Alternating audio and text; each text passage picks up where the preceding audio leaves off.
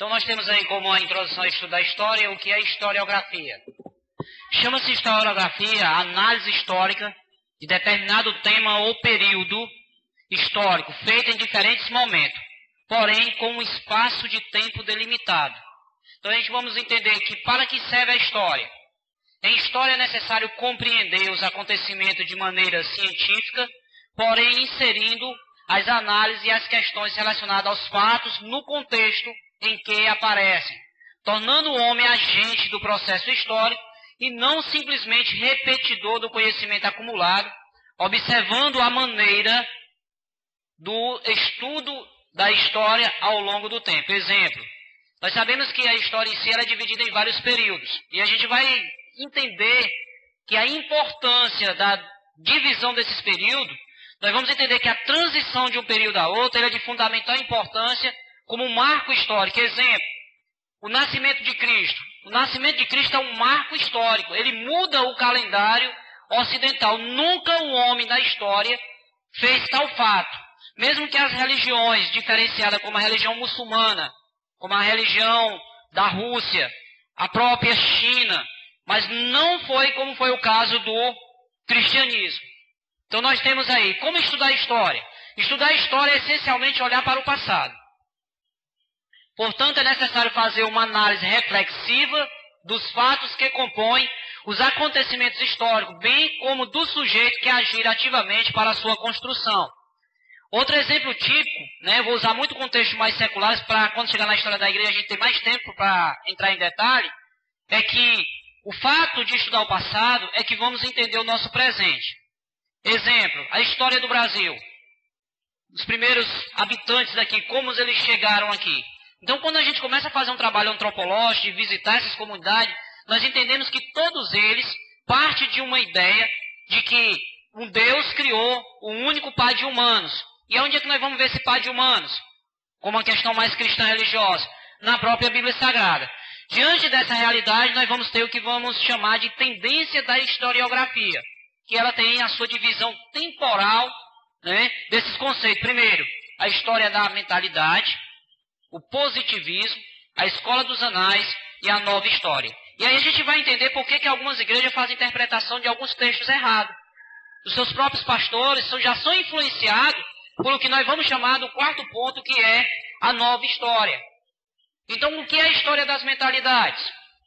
O termo mentalidade começou a ser empregado por um grupo de historiadores a partir do início do século XX, a partir do ano de 1901, que já é o século XX.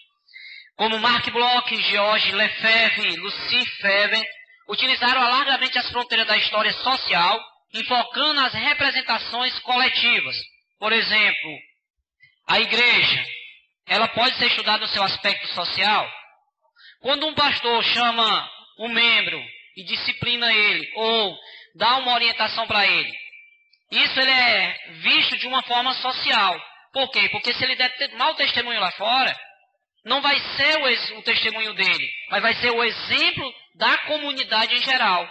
A gente vê muito quando um pastor comete algum erro, quando se vai falar, eles não vão falar o nome do pastor, mas eles generalizam, diz os pastores.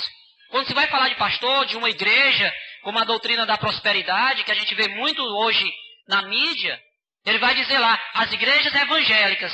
Ele não diz a igreja tal, o pastor tal, o bispo tal, mas ele diz as igrejas. É dentro desse contexto da história das mentalidades que tratamos desses problemas. Com isso, a ênfase no social e no cultural, sempre de maneira interligada no campo das ideias e no fazer historiográfico, representa a nova abordagem que visa apresentar o que é contínuo em uma sociedade. Toda igreja não faz parte da teologia da prosperidade, mas nesse conceito da história das mentalidades, sim, ela ainda está muito evidente na nossa sociedade. Vários temas são abordados, acrescentando ao estudo da história assuntos de muitas vezes negligenciados ou pouco desenvolvidos, como a história da mulher. A gente sabe que ninguém conta a história das mulheres vencedoras. A exemplo, na história do Brasil ou na própria história eclesiástica, qual foram as mulheres que ajudaram no ministério de Jesus? É abordado? Quais foram as grandes diaconisas? Qual é o papel fundamental da mulher na igreja primitiva? É abordado? Então a história da mentalidade irmãos, aborda essa questão. Que eles esquecem esse lado da história da mulher. As crianças, por exemplo, quem foi a criança que Jesus colocou nos braços? A história não conta, mas está lá na Bíblia. Mas nós sabemos que ele era Clemente Romano, de Roma, que foi um grande apologista que defendeu a igreja durante o período que estava sendo introduzido as heresias na igreja cristã, logo após a morte dos apóstolos. Então a história da mentalidade nos traz esse conhecimento, dentre outros importantes relacionados à sociedade. Então são pequenos trechos que a gente vai encontrar na Bíblia que não é abordado. Já o positivismo, conjunto de ideias e princípios filosóficos, políticos e religiosos, elaborado pelo francês Auguste Comte.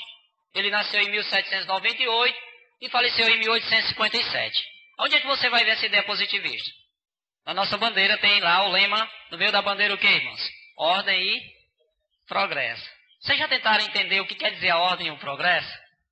É um lema positivista. Foi utilizado com os militares na proclamação da República do Brasil. E o que isso tem a ver com a nossa história da igreja? Vamos entender que tem tudo a ver, irmãos. Surgiu em oposição ao idealismo, propondo uma valorização do racional, da experiência e da verificação de dados, sem a presença de qualquer teologia ou da metafísica, ou seja, da transformação do ser humano. Certo? Metafísica está falando de transformação do ser humano. Para Comte, a humanidade se desenvolveu por meio de 3 estados. Primeiro estado, estado teológico, que toda a humanidade ela vai ser sempre gerada a partir de acreditar em um ser superior. Se chegarmos em qualquer grupo religioso, ele vai dizer, eu tenho o meu Deus. Falo isso porque, como antropólogo, você vai dizer assim, quem é o seu Deus? Aí ele vai dizer lá, o meu Deus da Umbanda é Ogum.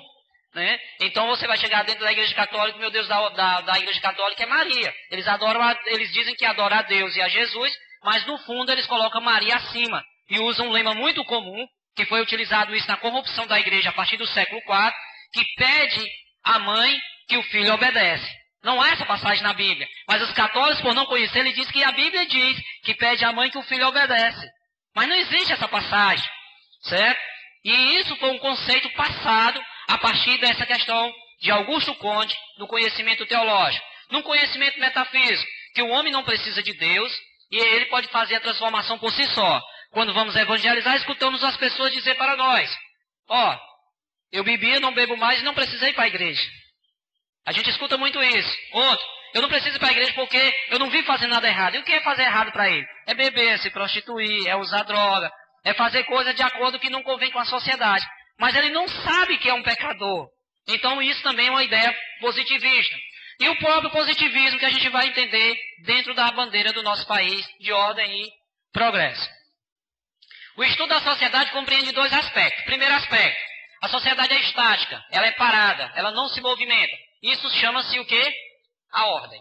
Segundo, ela é dinâmica. A partir do momento que ela é estática, parada, e ela está em ordem, agora ela vai começar a ser gerada, influenciada. Por exemplo, há um tempo atrás nas escolas, cantava-se o hino, a farda, a camisa azul, a camisa branca, calça azul, sapatos em conga, né? Parte azul, parte branca, ou então que chute. Para vocês entenderem o que foi essa ordem em progresso. Todo mundo tinha que estar perfilado. As igrejas, nós observamos, né? Nós fizemos aqui uma desordem agora. O exemplo aqui foi uma desordem, estava tudo ordenado, arrumadinho, então chega aqui como desarrumar, houve uma desordem, certo? Tiramos do estático da ordem para fazermos um dinâmico agora. Que isso vai gerar o progresso para que vocês pudessem agora assistir a exposição de história da igreja. Então, dentro do conceito da bandeira do Brasil, a ordem era pegar as pessoas e manter todas elas alinhadas para depois cobrar delas. Dentro da empresa acontece a ordem e depois vai acontecer o progresso. Exemplo, quando você chega na empresa, a primeira pergunta que é feita, você sabe trabalhar em que tipo de área? Determinada área. Então vai ter um grupo que só trabalha naquela área. Cada um produz alguma coisa, juntando tudo, vai ter o final da peça que vai ser o progresso. Por isso que na nossa bandeira existe esse conceito de ordem e progresso. Os historiadores enveredaram pela tendência positivista, abordando a história com extrema rigidez e organização, bem metódica. Quer ver uma coisa? Você encontra muitos historiadores que eles repetem fatos. Se você perguntar lá, ele vai dizer assim, como é dividida a história? Ele vai dizer, é dividida em 5 partes. É dividida em pré-história, idade antiga, idade média, moderna e contemporânea. Qual é a sua subdivisão? A pré-história é subdividida em paleolítico, mesolítico, neolítico e idade dos metais. Isso é o conceito da história. Por isso que quando você chega nos colégios, usa muita expressão. Meu filho tirou nota baixa, logo em história, matéria decorativa. É ou não é? Está aqui a resposta para vocês. É a mesma coisa. Aprendemos a recitar versículos bíblicos sem sabermos utilizá-los. É errado. Senão, nós só aprendemos a recitar versículos bíblicos sem saber utilizá-los, nós vamos estar cometendo esse erro aqui da escola positivista. E a organização, valorizando o fato, o documento, as datas e o nome dos heróis. Exemplo. Quantos homens foram com Gideão, irmãos? Como era o nome deles? A Bíblia não diz, mas diz que só existia um herói. Quem era o herói lá? Gideão. Mas se aqueles 300 homens que fossem com Gideão, Gideão tinha vencido? Claro que para Deus nós sabemos que nada era impossível, porque Deus derrubou as muralhas de Jericó, só o povo marchando em torno, não é isso? Mas Gideão fez a diferença. Ele é um herói, libertou o povo, né, da opressão dos filisteus, mas ele tomou uma posição. Dentro da escola positivista, esse é um conceito errado. Mas para nós, há a questão teológica do sobrenatural de Deus. Por isso que nós temos que ter esse pequeno cuidado a fazer essas interpretações. Outro ponto, a escola dos análises. O movimento dos análises foi fundado em 1929, período da grande crise, né, que estava acontecendo nos Estados Unidos, por Mark Bloch e Lucy Fever, historiadores que promoveram uma nova visão da história. Esse movimento historiográfico pode ser dividido em 3 fases. A primeira fase, de 1929 a 1945, período em que a Bíblia não tinha valor nenhum, mas Deus não se deixa escarnecer. Em 1945 foi encontrado, né, os achados do Mar Morto, ali nas cavernas de Qumran, e ali mostrou que Deus toma conta da história. Quando Jesus entrou na cidade de Jerusalém, Jesus foi abordado ali e perguntaram: peça para que os seus discípulos se calem. Jesus respondeu: se eles calarem, as pedras clamarão. Esse período a igreja calou, as pedras clamaram, mostrando que Deus não se deixa escarnecer. Aí eu vejo Deus atuando na história. Segundo fase, período pós-Segunda Guerra Mundial, período do estabelecimento do Estado de Israel, período onde o povo saiu das terras mais distantes, cumprindo o que está no profeta Isaías.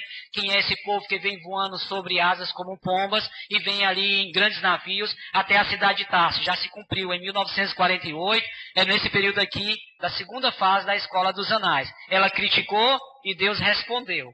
Então com Deus não se escarnece nem se brinca. Terceira fase é a partir de 1968, aonde nós vamos ter as várias ditaduras militares, aonde a igreja vai ser oprimida, aonde a igreja não pode se reunir. A exemplo disso, nós vamos ter o próprio Brasil, na época da ditadura militar. Mas foi um período também que a igreja cresceu nos seus interiores, se preparou para que hoje ela se torne uma força, aonde nós temos hoje 35% da população brasileira é constituída de pessoas evangélicas. 10% dessas 35% são chamadas evangelho de fronteira. São um grupo de pessoas que não têm uma base fundamentada na Trindade. A exemplo disso nós vamos ter evangelho de fronteira, os mormons, testemunha de Jeová, adventistas dos 7º dias. Eles são relacionados como evangelho, mas nós caracterizamos como evangelho de fronteira. Por quê? Porque eles são tidos como grupos heréticos. Não vou usar a palavra seita, até porque seita significa grupo, tá certo? E nós fazemos parte de um grupo.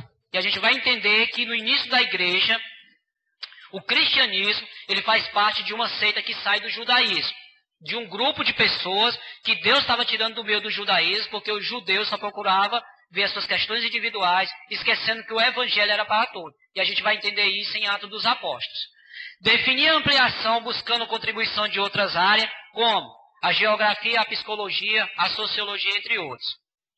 Hoje a história, na Escola dos Anais, ela fez uma grande crítica à Bíblia.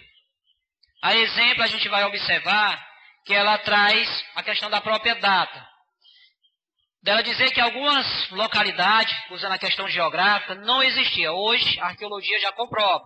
Por exemplo, se dizia lá, quando Jesus chegou na cidade, curou um cego. Um dos evangelhos diz que é um, mas outro diz que é 2 cegos. Na realidade, é um ou era 2 cegos que Jesus curou na cidade de Jericó. A geografia e a arqueologia nos comprova que Jesus curou um cego na entrada da cidade e outro cego na saída, porque era costume. Segundo qual Jericó Jesus entrou? Ele entrou nos escombros da antiga Jericó, que tinha sido destruída na época do juiz, né, do grande líder Josué. Então a gente também tem que entender. Então, quem contribuiu? A geografia. E a psicologia e a sociologia. Jesus se deu muito com os grupos sociais. Qual foram os grupos sociais que Jesus mais confrontou? Nós vamos ter lá os saduceus, os fariseus. Vamos ter lá também os zelotes e os escribas. Então esses eram os 4 grupos. E outro grupo mais à frente que ele vai confrontar também são os samaritanos. Quando ele se encontra com a mulher samaritana, que ela vai questionar Cristo lá. Né? Tu sendo judeu pede água à mulher, Jesus derruba esse conceito social. Então a gente passa a entender melhor a palavra de Deus quando a gente analisa o contexto cultural da época. Creio que ontem vocês tiveram uma boa exposição sobre a interpretação bíblica, né? A história vocês não vão ter tanta dificuldade hoje. Com isso, o que é que nós vivemos hoje? Nós vivemos o que chamamos de nova escola. É como se denomina a terceira fase da escola dos análises, liderado por Jacques Lecoq e George Dabi e Pierre Nori. Resume-se em uma única frase: tudo é história. Se eu pedir para vocês fazerem um relato da vida de vocês, da hora que vocês acordaram até agora, alguns vai contar com detalhe, outros vai ter só festa. A pergunta é, quando vocês vão para o campo missionário, vão evangelizar, o que é que mais marca para vocês? Vocês vão contar para o pastor a experiência que tiveram, a história narrada. Sim ou não? Claro. Os discípulos voltaram alegres e disseram: Jesus, Jesus, os demônios se submetem, os enfermos são curados em teu nome. Mas Jesus diz uma coisa interessante: alegrai-vos antes que o vosso nome está escrito no livro da vida. Eles não estão contando história? Por isso que tudo é história, irmãos. Claro que nós temos a história sagrada, né, espiritual, que é da Bíblia. Com isso nós vamos ter as concepções de história. Primeiro a narrativa, a história pragmática ou didática e a história científica. A história narrativa. A concepção da história narrativa nos leva à história contada a partir da apuração dos fatos e do encadeamento deste em ordem cronológica, ressaltando sempre a visão dos vencedores e exaltando os heróis. Questão bem interessante, porque eu até citei o caso de Gideão, não é isso? Porque ele foi o único herói, né? Pelo fato de que ele se dispôs. Mas para a história narrativa, tem outras pessoas envolvidas. Exemplo, quando a igreja aqui começou a ser fundada, quem foram os fundadores? Quem lembra? Como foi a compra do terreno? Como foi a levantar as primeiras paredes? Quem é a pessoa que deixou os seus marcos? Essas pessoas que deixaram os seus marcos, eles são tidos como heróis, referência. Por isso que há galardões diferentes na palavra de Deus, e não é diferente da história secular. A outra história que nós temos é a história pragmática. História pragmática ou didática. É o aspecto didático de ensinar ou tentar modificar costumes e pensamentos. Faz-se presente nesta concepção histórica, sendo assim, procura-se aprender com os erros do passado a fim de consertá-los do futuro. Os testemunhos de Jeová, a doutrina deles são antigas, irmãos. Existia um homem no início da igreja primitiva, no século IV, chamado Diário. Diário dizia que Jesus não era Deus, era apenas humano, que vai trazer um grande problema para a igreja. E olha o quantos anos essa doutrina durou. Que se você for falar que Jesus faz parte da Trindade, os testemunhos de Jeová não acreditam. Foi o mesmo problema que Ario criou e houve um grande cisma da igreja nesse período. Então quando a gente conta o passado, é para consertar o nosso futuro e o nosso presente. Jesus diz o quê? Jesus é o mesmo ontem, hoje e eternamente, irmãos. Devemos aprender com os erros do passado.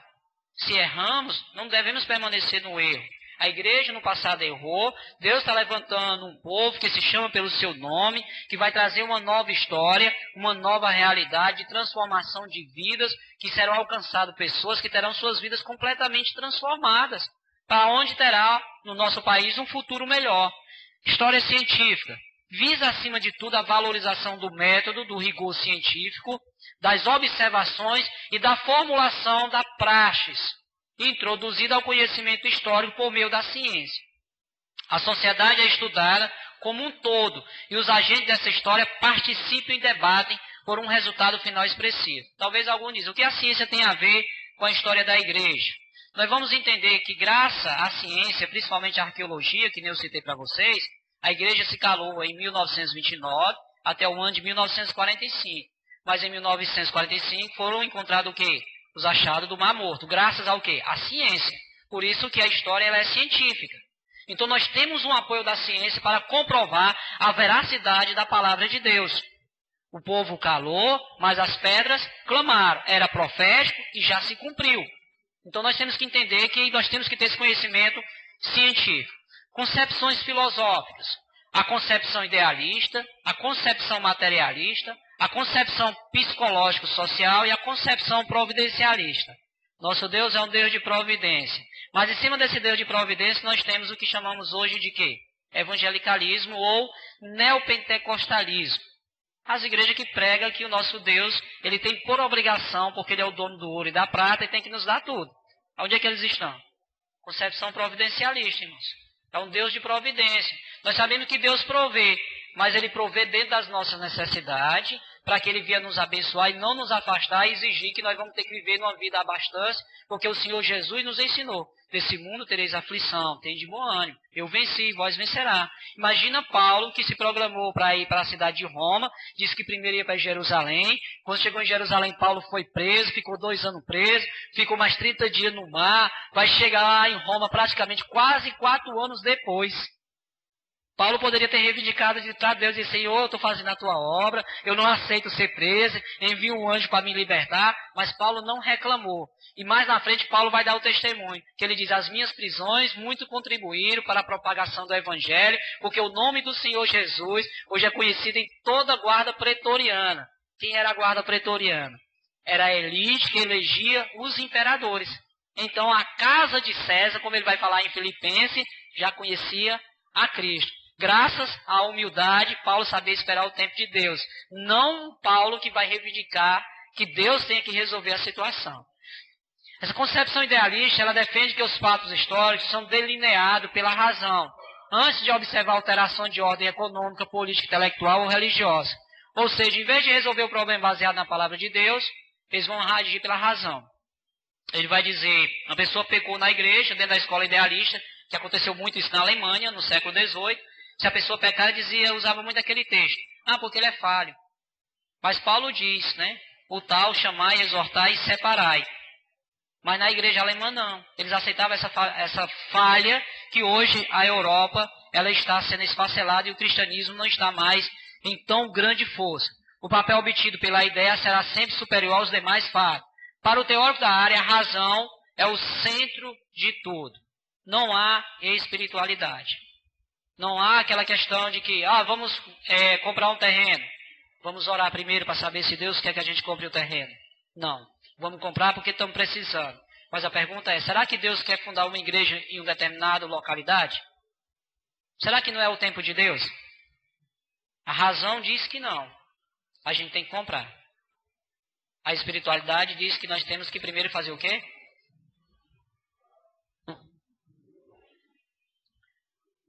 A outra concepção, concepção materialista.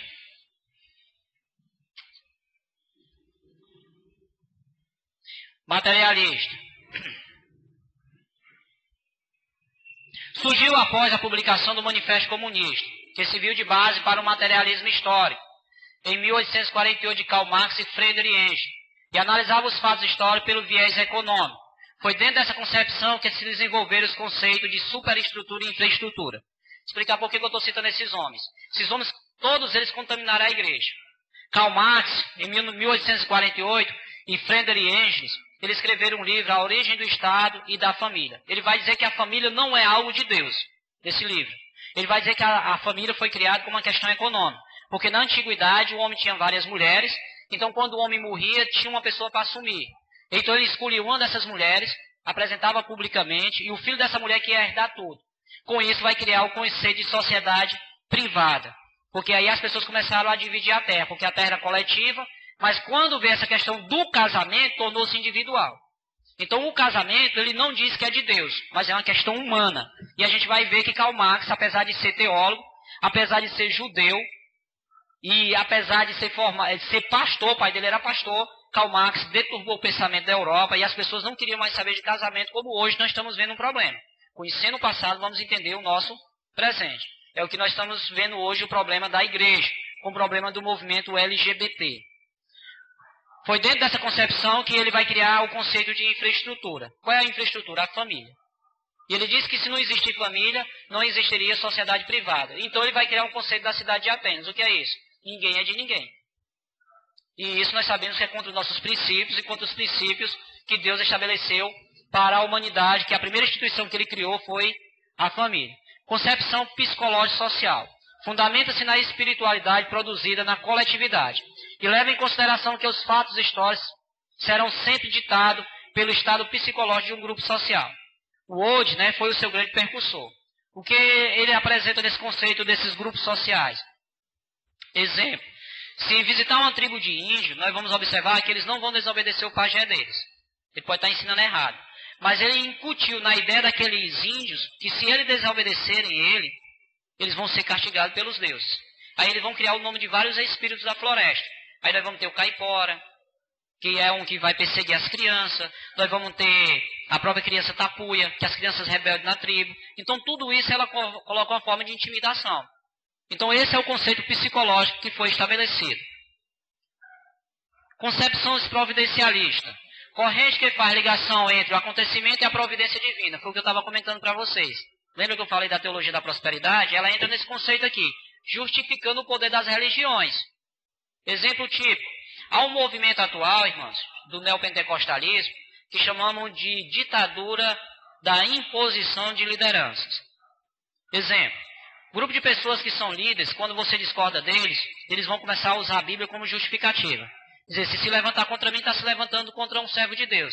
Ai daqueles que tocaram no ungido do Senhor. A pergunta é, será que ele é ungido de Deus mesmo? Irmãos? Ai daqueles, não é muito comum? Vocês já ouviram essas pregações no rádio? Ai daqueles. Ah, Senhor, porque tu é um Deus de justiça. Sim, mas o nosso Deus também é misericórdia e amor. O profeta diz o quê? A razão de não sermos consumidos é porque as misericórdias do Senhor são infinitas. Mas as pessoas só pregam juízo. E nós esquecemos. É dentro dessa visão, está aqui, justificando o poder das religiões. A teologia da prosperidade, a primeira coisa que eles fazem, ele diz, vocês acreditam que eu sou homem de Deus? Aí todo mundo, amém. Aí ele vai e diz, vocês acreditam que a Bíblia é a palavra de Deus? Amém. Pois o homem de Deus vai abrir a palavra de Deus e vai pregar para vocês. E vocês vão obedecer aquilo que eu vou pregar? Amém. Ele abre lá no profeta Samuel, lá no profeta Elias, e diz que Elias saiu lá do ribeiro e foi para a casa de uma viúva.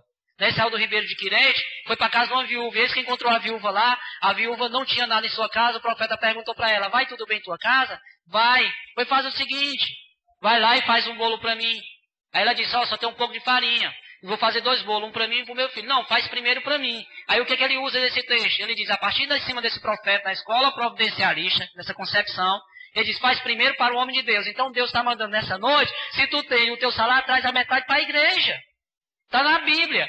E se você discordar, você está indo contra quem? Você está indo contra o homem de Deus, está indo contra a Bíblia, então você é um rebelde. E você não vai ser abençoado. Por isso que vós vai vir maldição sobre a vossa vida. Aí vai usar mais textos. Isso é chamado de escola ou concepção providencialista. Foi muito difundido durante a Idade Média, utilizado por quem? Pela Igreja Católica. Não há salvação fora da igreja, mas hoje nós estamos vendo aonde, irmãos? Dentro das igrejas neopentecostais. Então mudou só de localidade, e de tempo. Porque tinha um monopólio do conhecimento. Quem defendeu principalmente foi Jacques Bossuet, que ele disse que toda autoridade era constituída por Deus, criou um sistema chamado absolutismo, ninguém criticava os reis e ninguém criticava o Papa, tá certo? E Santo Agostinho. Mas Agostinho é colocado nessa concepção aqui, porque Agostinho estava defendendo a sã doutrina. E Agostinho se encontrava sozinho. Por quê? Porque o seu grande bispo já tinha falecido e ele era a pessoa mais forte. Então ele vai justificar. Mas Agostinho foi escolhido pelo próprio Deus. Agostinho se converteu aos 35 anos. Agostinho deixou a esposa, o filho faleceu, a mãe faleceu. Agostinho se dedicou a combater as heresias. E Agostinho vai combater uma heresia chamada de pelagianismo. Vai combater também o arianismo. Que eu já falei para vocês a origem do arianismo, onde se encontra hoje. Pelágio dizia que o homem em si, Deus não vai alcançar o homem vai alcançar a sua salvação pelo seu próprio esforço. E nós esquecemos que Deus, Ele é que seleciona. Deus é aquele que vai buscar os seus. Porque Ele diz o quê? Não foi vós que me escolheu, mas foi eu que vos escolheu. Por isso que às vezes a gente vê essa banalidade da salvação, venha do jeito que está. Aí nós encontramos igreja de portas largas. As pessoas vêm do jeito que está, permanecem. Um pastor no seminário me fez uma pergunta. Professor, eu estou com um problema com um membro de uma igreja. Ele é homossexual e ele está passando pelo processo de libertação. E ele fez uma pergunta ao pastor. Pastor, a Bíblia diz lá que é proibido o homem se deitar com o homem. Que ambos devem ser mortos. Mas dizia que a mulher naquele período, dos seus 7 dias, ela não podia sair fora. Porque senão ela também era morta. Por que que mudou? Aí ele simplesmente disse, aí eu peguei e disse para ele, por quê? Porque naquela tempo o processo de higienização era diferente do processo de hoje. Mas do homem com o homem, isso ia gerar mazela para a sociedade. Então explique para ele dentro desse conceito, porque senão ele vai criar problema e vai querer ter uma prática homossexual dentro da igreja e vai usar a Bíblia para justificar. Qual é o grande problema das igrejas homossexuais em São Paulo e aqui em Fortaleza que está sendo fundado? Eles estão pegando textos isolados da palavra de Deus e estão aplicando. Então Jonta, então Davi amou Jonta. Que amor é esse? Vamos pegar textos isolados, irmãos. E nós vemos pessoas que estavam na igreja, ficaram insatisfeitas, fundaram essas igrejas. Nós temos até o caso de uma menina que era e ela hoje fundou, né, uma igreja em São Paulo, fala em línguas, e eu fico orando às vezes em casa e dizendo, Jesus, revela o que tu quer mostrar para a tua igreja esses últimos tempos. Porque nós estamos vendo a palavra de Deus aí sendo deturpada. Divisão da história. A sua divisão em grandes períodos obedece apenas um critério didático, para facilitar a ordem na exposição e no estudo dos fatos históricos. Os grandes períodos em que a história está dividida. Pré-história, né? Período paleolítico, mesolítico, neolítico e idade dos metais. Antiguidade ou idade antiga. Ela começa com o período do desenvolvimento da escrita e vai até a queda do Império Romano em 476 d.C. O período da Idade Média, que vai de 476 d.C., da queda do Império Romano, até o ano de 1453, quando cai o Império Romano do Oriente na mão dos turcos otomanos. Também esse período é marcado pelo surgimento da imprensa e também o final da Guerra dos 100 Anos. Idade Moderna vai de 1453 até o ano de 1789, final da Revolução Francesa. E a Idade Contemporânea vai de 1789 e vem até os dias atuais. A história da igreja não vai ser muito diferente, irmãos. A gente vai começar a ter essa concepção. Divisão da história da igreja cristã. Quando falamos igreja, nós temos que definir que igreja é essa. Certo? Quando as pessoas criticam a religião, o mais correto seria perguntar, que religião você está criticando? Eu estou criticando igreja tal. Você conhece? Qual é a história dela? Você conhece a história da sua própria igreja? Porque se nós perguntarmos às pessoas católicas, elas vão falar aquilo que são fatos ditados. Nós que somos cristãos, nós temos que conhecer a fundo. Porque Paulo pergunta a Timóteo, quando te perguntar a respeito da tua fé? E ele pede que Timóteo responda com determinação. E ele chama Timóteo, em uma passagem que ele diz, procura te apresentar como obreiro, aprovado, que maneja bem a palavra da verdade e não se envergonha do evangelho. Então Paulo está nos chamando a responsabilidade também. Se somos obreiros do Senhor, nós temos que nos apresentar como aprovado. Para muitos, talvez hoje, ou amanhã, ou daqui a um mês, um ano, essa palestra aqui não vai ter utilidade. Mas daqui a 2 anos, essa palestra vai ter utilidade. Eu perguntava para Deus, há 13 anos atrás, para que eu estou estudando? E quando eu cheguei na metade desse período, eu dizia assim, eu já estou preparado. E Deus ficava em silêncio. Quando completou 13 anos de estudo, pesquisa, dedicação, aí Deus disse, eu estou começando a te preparar agora. Vocês imaginam o longo percurso que eu ainda vou ter pela frente. E hoje eu entendo que era preciso todo esse período de preparação. Que eu ainda vejo que cada dia eu tenho que me preparar mais. Então aquilo que vocês ouviram a respeito das concepções históricas, deu para vocês entenderem o que está acontecendo com a igreja hoje. Mas imagina agora dentro da história da igreja cristã. O que é a história da igreja? É uma história somente narrada? Ela é uma história providencialista? Lembra dos tópicos que eu abordei? Ela é uma história que vai tratar somente da questão psicológica, social? Ela é uma história que só vai criticar? Segundo, a produção, por que uma produção de história da igreja?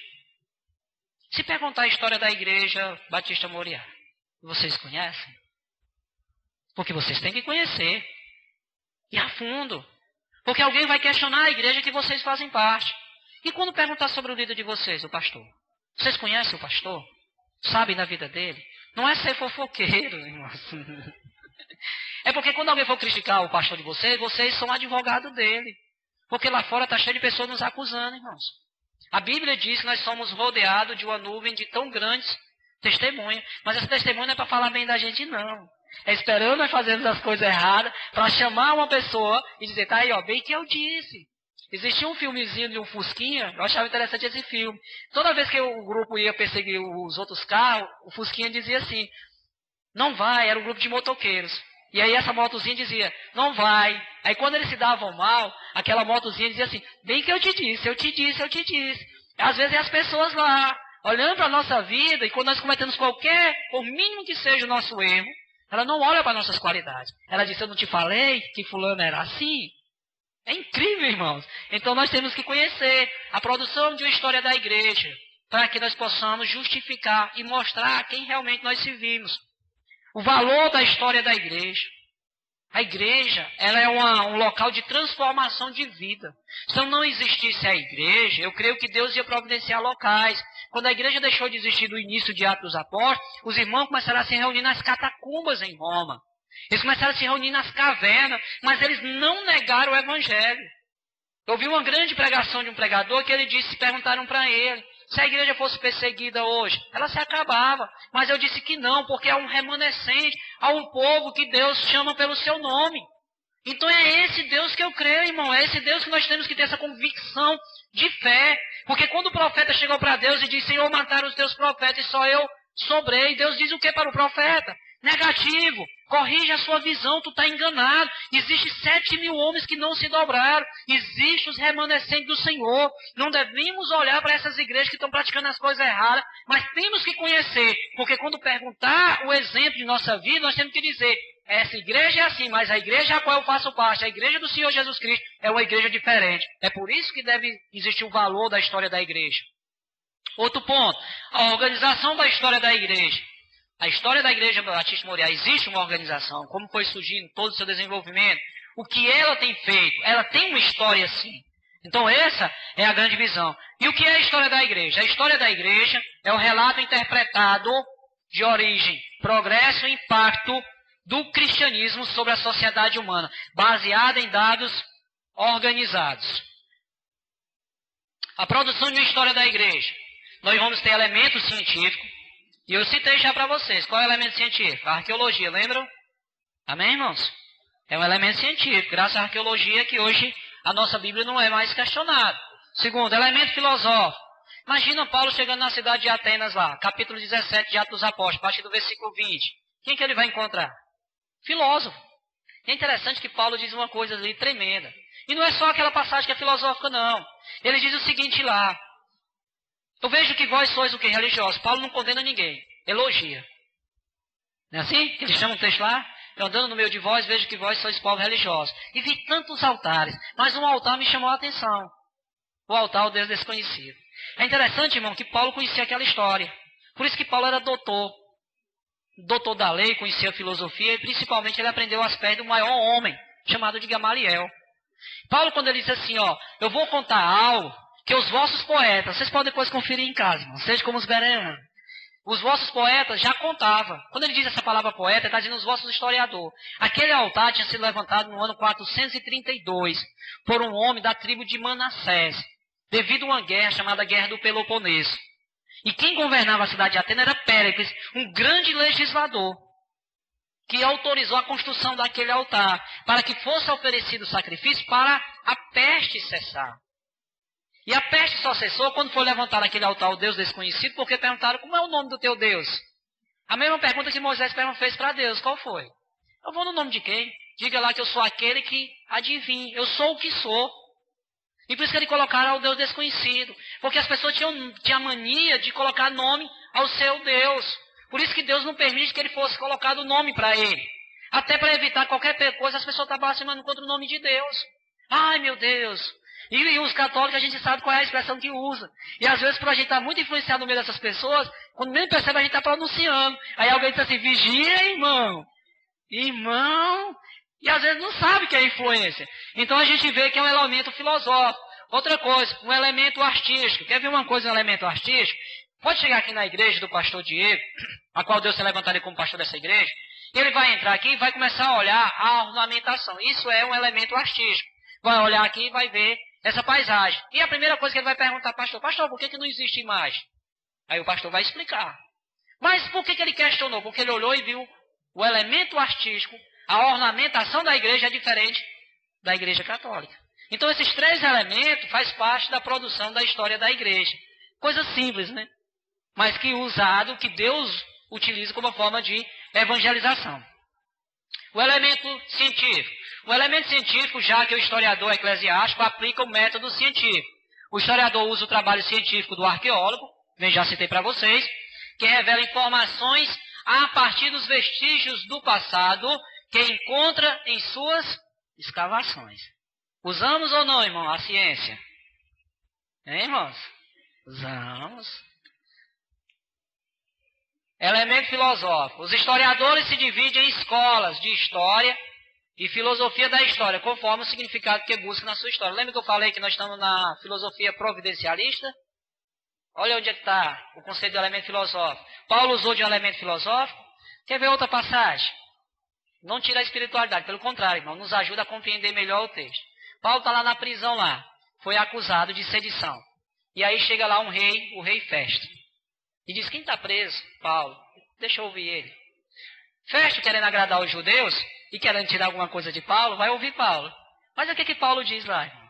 Paulo é extremamente sábio. Isso é filosofia. Ele chega assim, ó grande Festo. Aquilo que eu vou falar, vós tem conhecimento. Mas eu quero que tenha paciência para me ouvir. Então Festo esperava que Paulo vinha com um discurso aclamado, de todo conhecimento, como veio o outro advogado para acusar Paulo. Que levaram um jurista, né, os sacerdotes levaram o jurista e acusaram Paulo. Então quando ele espera Paulo, Paulo vai dar o testemunho de quê, irmãos? Mas ele conseguiu a atenção do rei. Aí ele vai dizer assim, acerca das acusações que fazem contra mim é tudo falso. Mas eu vou falar o que realmente aconteceu. Eis que eu ia para Damasco, uma carta dos principais, e vai contar toda a história. E lá no final a gente acha interessante que a forma de evangelização de Paulo é tão grande que ele prende a atenção do rei, que ele diz assim, Paulo, as muitas letras te fazem delirar, Paulo. Tu quer me tornar um cristão igual a ti, Paulo? Ele diz que por pouco ou por muito, com exceção dessas cadeias. Mas o interesse de Deus é que todos vocês se convertam. Paulo ali ele sai com a alma lavada porque aquelas pessoas foram evangelizadas. Se elas vão aceitar ou não, já não era mais problema de Paulo. Mas que o evangelho tinha sido anunciado, tinha. Como? Através da vida do apóstolo Paulo. Ele deu um testemunho. Ele mostrou que ele era um perseguidor e agora ele estava sendo o quê? Perseguido. Mas ele não estava blasfemando. Pelo contrário, ele estava exaltando o nome do Senhor. Ele não se preocupou com ele mesmo, se preocupou em anunciar o evangelho. Por isso que ele diz, as minhas prisões contribuíram para a propagação do evangelho. Imagina um rei sendo evangelizado. Deus usa os seus meios. O elemento artístico. O historiador deve procurar ser o mais artístico possível na sua apresentação dos fatos. Os historiadores modernos não têm se empenhado em fazer uma apresentação literalmente agradável da história como deveriam. Por isso os alunos muitas vezes veem a história como uma recitação monótona de dados desconexos. Lembra que eu falei? Tirou nota baixa em história. Logo em história, matéria decorativa. Mas se o professor ele inova, cria, ele prende a atenção do aluno, o aluno diz assim, eu tenho que prestar atenção na aula do professor que não é decorativo. Porque senão, eu vou só recitar fatos. Lembra que eu disse para os irmãos que não devemos memorizar versículos, mas saber qual é a utilização desses versículos? Você imagina se a gente fosse estar correndo para a Bíblia aqui, vamos abrir a Bíblia, quanto tempo a gente ia perder para estar lembrando desses textos? Mas Deus nos dá graça, entendimento e sabedoria. Por isso que Jesus diz, eu vou para o Pai, enviarei um Consolador para que vós não ficais órfãos, e vos fará lembrar tudo aquilo que vos tenho ensinado. Eu costumava dizer para os meus alunos, eles não iam para as aulas no cursinho e dizia, não, na hora do vestibular Deus vai fazer eu lembrar. Eu disse, Deus vai fazer tu lembrar o quê? O que tu nunca estudou? Não é por divino milagre e revelação não, meu irmão. Deus só faz lembrar aquilo que nós estudamos. E Deus usa em seus artifícios em todas as áreas. Você imagina o apóstolo Paulo, ele recitar toda a lei. E depois recitar a experiência que ele teve com o próprio Jesus Cristo. Agora imagina Paulo dizer assim, espera aí só um minutinho, Festo. Vou ligar aqui, eu vou mandar um mensageiro, trazer os manuscritos para mim ler para ti. Por isso que Paulo diz para Timóteo, procura te apresentar como obreiro o quê? Aprovado, que maneja bem, irmãos. Nós temos que manejar bem a palavra da verdade. Nós não podemos levar, temos que andar com a nossa Bíblia. Mas há situações que nós não podemos estar com a Bíblia aberta. E aí Deus naquele momento quer salvar uma pessoa ali, que aquela pessoa esteja alcançada através da sua pregação. Imagina Felipe, o diácono Felipe ali, quando Deus pega ele ali, ele acompanha aquela carruagem ali, E ele começa a observar e vê que o eunuco está lendo o profeta Isaías. E ele vai e pergunta, entendes o que lê? E o eunuco vai e diz, como eu posso entender se não há quem me explique? Ele disse, de quem é que ele fala? Ele vai falar, aí ele vai contar toda a história. Quando termina ali, há uma convenção. Ele diz, olha, eu já creio, está aqui a água, o que impede de eu ser batizado? Ambos descem, ele é batizado. Naquele momento ele é transladado para outra cidade. Então você imagina que aquela pessoa ali vai dizer assim, mas professor, meu irmão, ele ali simplesmente só ganhou uma pessoa. Mas imagina que aquele eunuco, que era chefe do tesouro da rainha de Cardace, que era da descendência da rainha de Sabá, que no século 8 a.C. indo visitar o rei Salomão. Ele foi lá porque era a época da festa do Pentecoste, irmãos. Olha Deus operando. Diz a história que quando aquele eunuco chegou lá na Etiópia, ele evangelizou a Etiópia. Ainda hoje a Etiópia tem resquício da evangelização. Os primeiros missionários que foram para a África, irmão, eles chegaram lá na região da Etiópia e as pessoas já conheciam o nome de Jesus. Foi só uma pessoa, irmão. Mas Deus fez o sobrenatural. Por isso que a gente tem que se apresentar como obreiro aprovado. Conhecer a história e principalmente a nossa história sagrada. Então nós não devemos nos prender como apenas uma história decorativa. E qual é o valor da história da igreja? A história da igreja como uma síntese, um resumo geral. A história da igreja como auxílio para a compreensão do presente. Também já foi citado. A história da igreja como um guia. Qual as igrejas que eu devo realmente frequentar? Qual é a que prega uma doutrina da verdade? A história da igreja como uma força motivadora, conhecendo os homens que enfrentaram todos esses obstáculos, como Paulo, vai motivar eu permanecer no Evangelho, a perseverar, a chamada perseverança dos santos. A história da igreja como uma ferramenta prática. Eu faço uma ilustração no meu sermão, né? Quando eu vou contar uma coisa que Paulo fez, por exemplo, quantos dias Paulo levou da cidade de Jerusalém até Damasco? Levou 8 dias, irmãos. A Bíblia não conta, mas a história eclesiástica conta. Diz que ao meio-dia, Paulo olhava as montanhas de um lado, e ali ele ficou admirado com aquela beleza ali. E aí ele conhecia a história da igreja, porque somente Paulo ouviu, porque era só Paulo que Deus estava escolhendo. E de ele ainda definir qual era a rua onde Paulo estava. Então a gente aí, irmão, a história da igreja, certo? Como uma força motivadora. E também como uma ferramenta prática nos nossos sermões. Conhecermos nunca é demais para propagarmos a verdade do Senhor Jesus Cristo. E a história da igreja como uma força libertadora. Conhecereis a verdade vos libertará. Se eu apresentar a verdade da igreja católica para um católico, ele até no momento pode resistir. Eu participo muito de fórum de debate, irmãos, principalmente com os católicos. E eles colocam Maria. Só que eu uso todo o versículo bíblico de evangelização, que quando eu vou verificar, eles têm apagado tudo. Porque eles sabem que os católicos vão ler, vão pesquisar. E se for pesquisar, eles vão ver a verdade. Aí vão ser libertos da idolatria, irmãos. Nós temos que apresentar versículos e dizer, Jesus lhe ama. Ele lhe ama tanto que Deus já estabeleceu um plano de salvação para a sua vida. Que aquilo que você está fazendo é pecado diante de Deus. Deus abomina.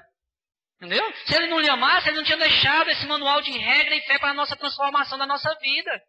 Então nós vamos ter aqui a história da igreja como uma síntese.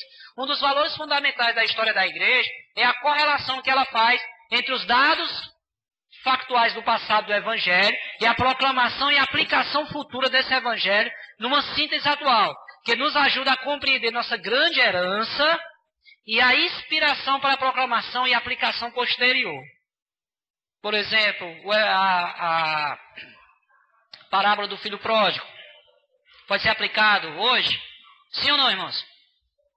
Sim, irmão, é a história da igreja. A história da igreja ela não está desvinculada da Bíblia Sagrada, não, irmãos. Por exemplo, qual foi a criança que eu citei aqui? Eu disse que Jesus pegou uma criança e colocou nos braços, não foi? Depois eu disse quem era o nome e a contribuição que ele deu. Mas a Bíblia não diz o nome dela. Mas ela não me dá ferramenta, utilizando as disciplinas auxiliares, para saber quem é o nome dela. Por exemplo, quando foi que o último apóstolo morreu? A Bíblia diz. A Bíblia diz como foi que Paulo e Pedro morreu. Ela fala o relato da morte de Estevão, da morte de Tiago. Não é assim, irmãos? Mas como foi que esses homens morreram? Então eu tenho subsídios da história da igreja cristã que vai reforçar e afirmar. Por exemplo, a igreja católica diz que Maria, houve a ascensão de Maria ao céu. Não há nenhum registro na história. Não existe. Nem relatos, nenhuma história contada de nenhum dos discípulos. Então torna-se mentira. Mas a morte dos outros, a história conta. Viu a diferença, irmãos? Quando nós procuramos conhecer a história da igreja? Isso não estamos tirando, porque o grande medo que eu vejo quando eu vou ministrar é as pessoas assim, o professor fez uma exposição científica, uma exposição acadêmica e tirou a espiritualidade. Não, irmãos. Ajuda a compreendermos melhor o sobrenatural de Deus sobre as nossas vidas. Exemplo, irmãos. Aquela mulher samaritana, qual foi o testemunho dela? Ele contou tudo sobre a minha vida e foi lá evangelizar Samaria. Mas se Jesus não tivesse feito? Então tudo isso é o mover sobrenatural de Deus. A história da igreja mostra o Espírito de Deus em ação através da igreja durante os séculos de sua existência. É que nem diz, se tivesse bastante tempo, a gente ia ver o quanto Deus separou um povo. Um povo que se chama pelo seu nome, chamado de remanescente. Mas a gente vai ter mais tempo. Vamos falar do terceiro ponto. A história da igreja como um auxílio para a compreensão do presente. Podemos compreender melhor o presente se conhecermos as raízes do passado. Por que nós escolhemos pastores? Está na Bíblia, irmão? Está na história da igreja? Sim. Houve um concílio, colocaram as mulheres para administrar o templo, e separou os homens para ser diácono, para cuidar também dessa administração, e colocou aqueles que iam cuidar somente de quê, irmão? Da administração da palavra. Está na Bíblia? Tá, Atos dos Apóstolos. Jesus chamou primeiro 12, depois chamou mais quanto? Mais 70. Enviou de cidade em cidade, mostrando que a igreja ela é organizada. Não vai ficar centralizada num só homem. O próprio Cristo deu exemplo de formar discípulos. Os problemas contemporâneos da igreja são muitas vezes esclarecidos pelo estudo do passado, pois existem padrões e paralelos na história. Como foi que a igreja católica tornou-se corrupta? A gente vai observar que foi no passado do tempo. Adaptar a igreja ao mundo. A igreja não tem que se adaptar ao mundo. Um grande pregador diz que o mundo é o mar e a igreja é o barquinho. Está sempre entrando água dentro do barco. Mas nós temos que tirar essa água. Porque senão o barco vai afundar. Porque se começar a entrar água e não for tirar dessa água, irmão, o barco vai afundar. E daqui a pouco a igreja está igual ao mundo. E nós temos que estar sempre fazendo corrigindo esses erros dessas águas que estão contaminando a igreja. Isso é uma maneira correta. A história da igreja como um guia. A ignorância da Bíblia e da história da igreja é a razão principal porque muitos enveredam por falsas teologias e por práticas erradas. Qual é o erro do movimento LGBT? Vou usar as siglas, irmãos, porque está sendo gravado e eu faço parte de uma coordenadoria, certo, que trabalha junto com eles. E eu tenho que ter muito cuidado por aquilo que eu estou ministrando. Certo? O movimento LGBT, eles estão usando a Bíblia para argumentar. Eu vou dar uma argumentação e orem. Dizem que o conceito de família é o homem e a mulher para procriar. Esse é o conceito estabelecido. Mas o movimento LGBT vão usar um processo genético, onde grandes artistas que não podem ter filhos, eles fazem o quê? Sistema de procriação em laboratórios. Então eles vão alugar pessoas ou chamadas barrigas de aluguel. E vão fazer esse processo de criação em laboratórios. Então eles vão dizer, se a gente não pode ter filho, nós vamos pagar pessoas humildes que não têm condição de ter filho, e a gente vai fazer inseminação artificial.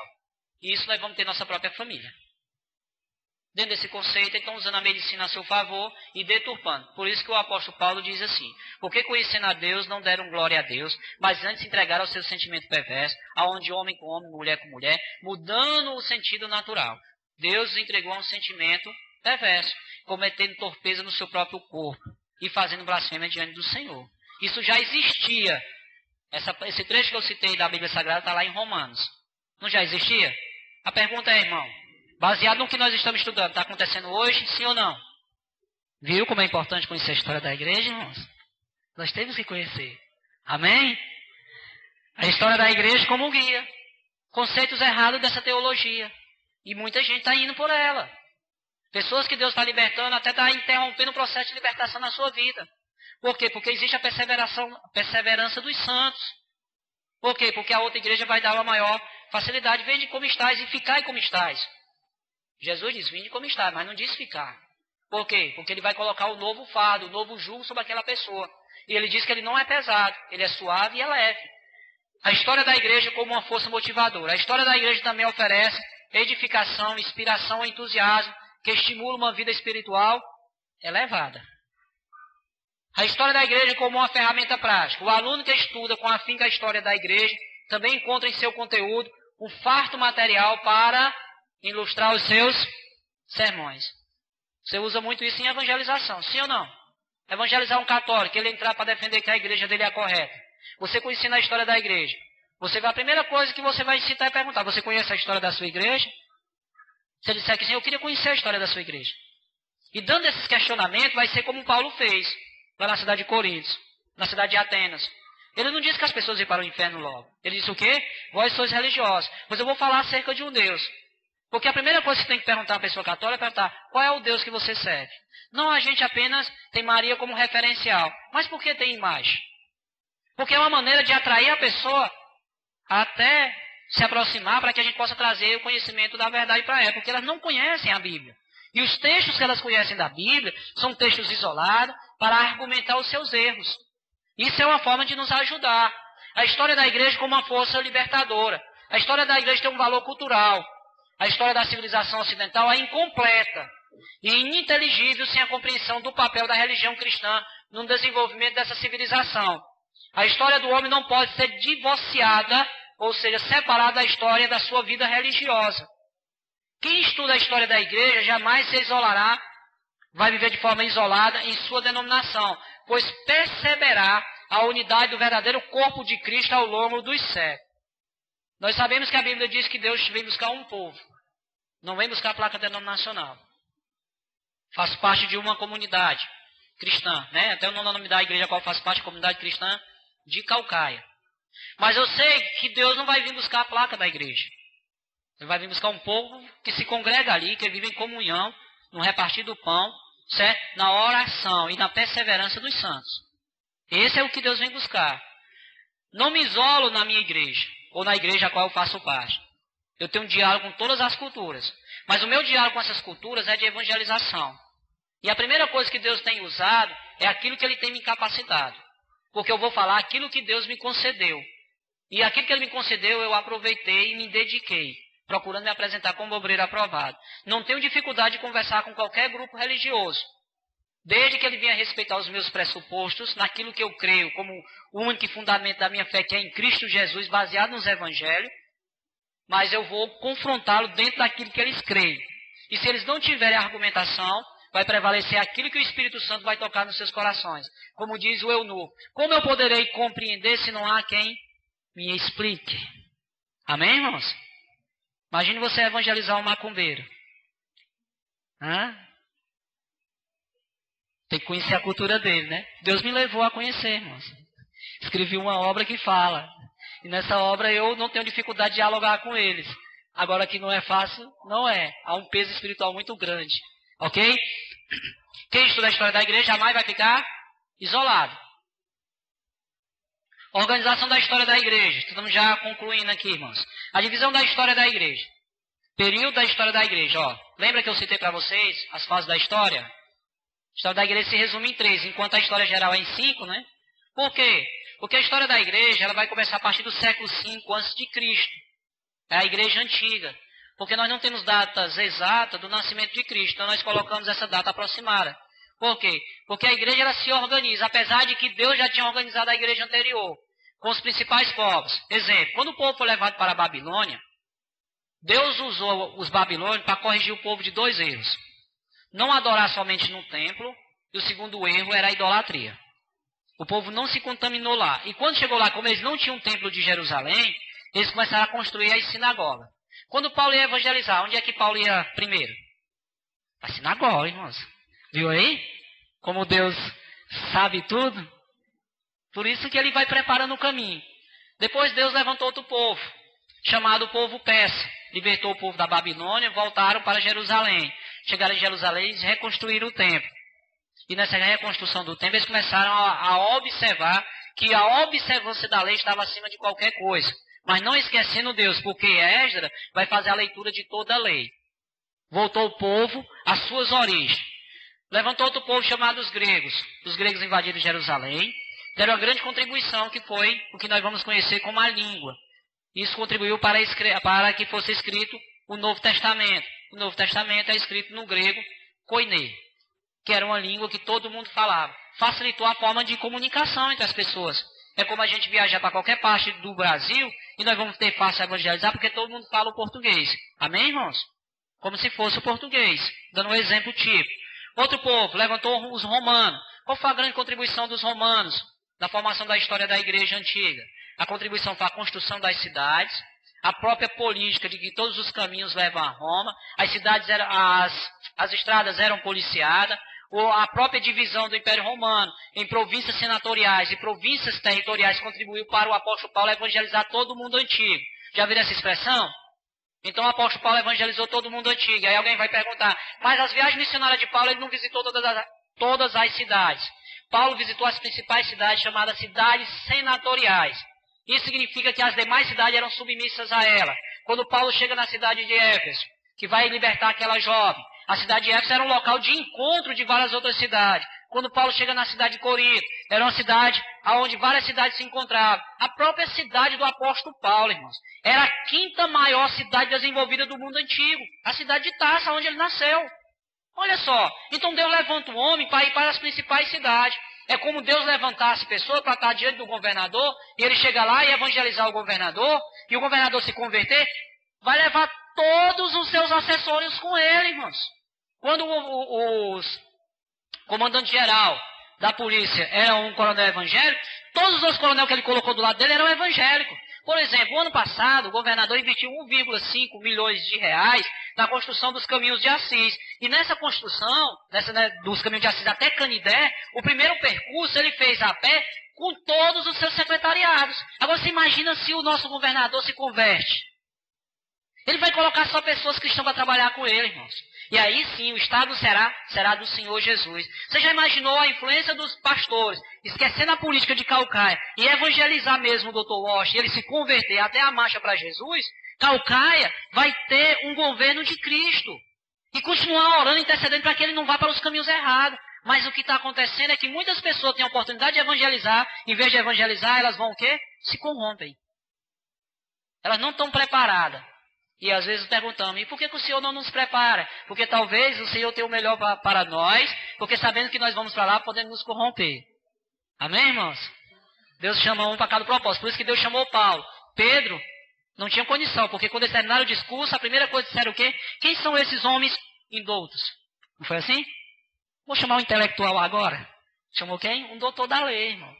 Deus não se deixa escarnecer. Quando critica um, Deus levanta outro. História da igreja medieval, que vai do ano 590 ao ano de 1517. Vou fazer só uma correção, talvez vocês já ouviram na Reforma Protestante. Mas a Reforma Protestante aconteceu em 1º de novembro de 1517, não em 30 de outubro. Vou explicar por quê. Gosto de... Não é ser polêmico, não. Porque 1º de novembro de 1517 é uma data comemorada chamada Dia de Todos os Santos. Martim Lutero tinha o entendimento de que todas as pessoas deveriam conhecer as suas 95 teses. Se Martim Lutero tivesse colocado em dia 30 de outubro, as pessoas tinham arrancado. Mas ele sabia que no dia 1º de novembro, todo mundo ia para a igreja. Então era o momento dele fazer o seu grande sermão e pregar as suas 95 teses. Por isso, corrigindo a data, né? Então foi em 1º de novembro de 1517.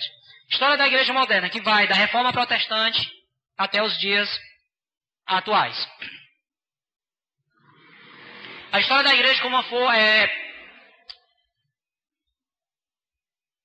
a divisão da história da igreja. O elemento político envolveu as relações entre a igreja e o Estado, bem como o ambiente secular da igreja. Quem é o elemento político da época da história da igreja, irmão? Roma, né? Vocês sabem que foi o principal perseguidor da igreja, foi o Império Romano. Começou com os próprios judeus perseguindo os cristãos. A propagação da fé cristã não pode ser ignorada dentro da divisão da história da igreja.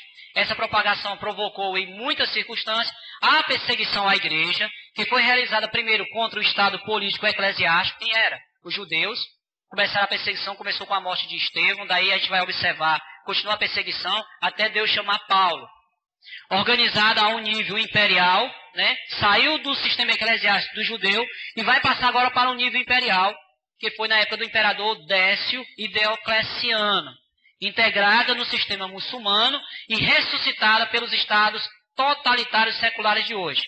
Na época dos muçulmanos, a igreja também foi perseguida, e os estados totalitários. Vou dar exemplo de alguns estados totalitários. A Alemanha nazista, a Itália fascista, a Espanha franquista, Portugal salazarista, Brasil, vaguista na época de Getúlio Vargas, isso a partir do ano de 1932, Getúlio Vargas fez uma perseguição muito grande com a igreja cristã, dando mais liberdade à igreja católica, e a gente vai ter a Rússia, a antiga União Soviética também, a China, que ainda hoje sofre, ninguém pode confessar fé na China, e a Índia também e o Japão, porque o Japão, para quem não sabe, o imperador, ele é visto como um deus lá, certo? Através do taoísmo e confucionismo, por isso que a igreja no Japão ela sofre essa perseguição. Isso é chamado de estados totalitaristas. A administração é outro capítulo da história da igreja, como administrar a igreja. A polêmica que se refere à luta da igreja para combater as heresias e manter firme a sua própria posição é um aspecto importante da história da igreja. Outra seção de nosso estudo poderia ser chamada de praxe, por considerar o trabalho prático da vida cristã, ou seja, de transformação que a igreja tem na vida da sociedade. Você já imaginou se o bairro metropolitano fosse todo convertido ao cristianismo? Teria violência, irmãos? Os donos de bar teriam que mudar de profissão, sim ou não? Vamos decretar em nome de Jesus, irmão. Vamos ganhar esse povo para Cristo, para que os bares fiquem fechados e eles mudem de profissão, irmão. Eles não vão morrer de fome, não. Eles vão vender um produto que não vinha fazer mal à sociedade. Amém, irmãos? Então isso é chamada de praxe. O cristianismo não continuaria crescendo se parasse de atentar para o problema da apresentação da verdade. Se as perseguições tivessem parado o cristianismo, a verdade teria parado, mas ele não parou. Pelo contrário, a igreja continuou perseverando. Saía da cidade, se escondia em caverna e floresta. Isso aconteceu na Idade Média, quando a igreja católica perseguiu os remanescentes.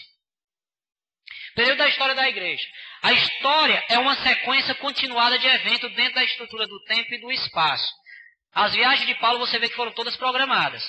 Paulo vai para uma cidade para outra. A terceira viagem é que foi um pouco perturbada, né, de Paulo, né? Paulo planejava ir para Jerusalém, né?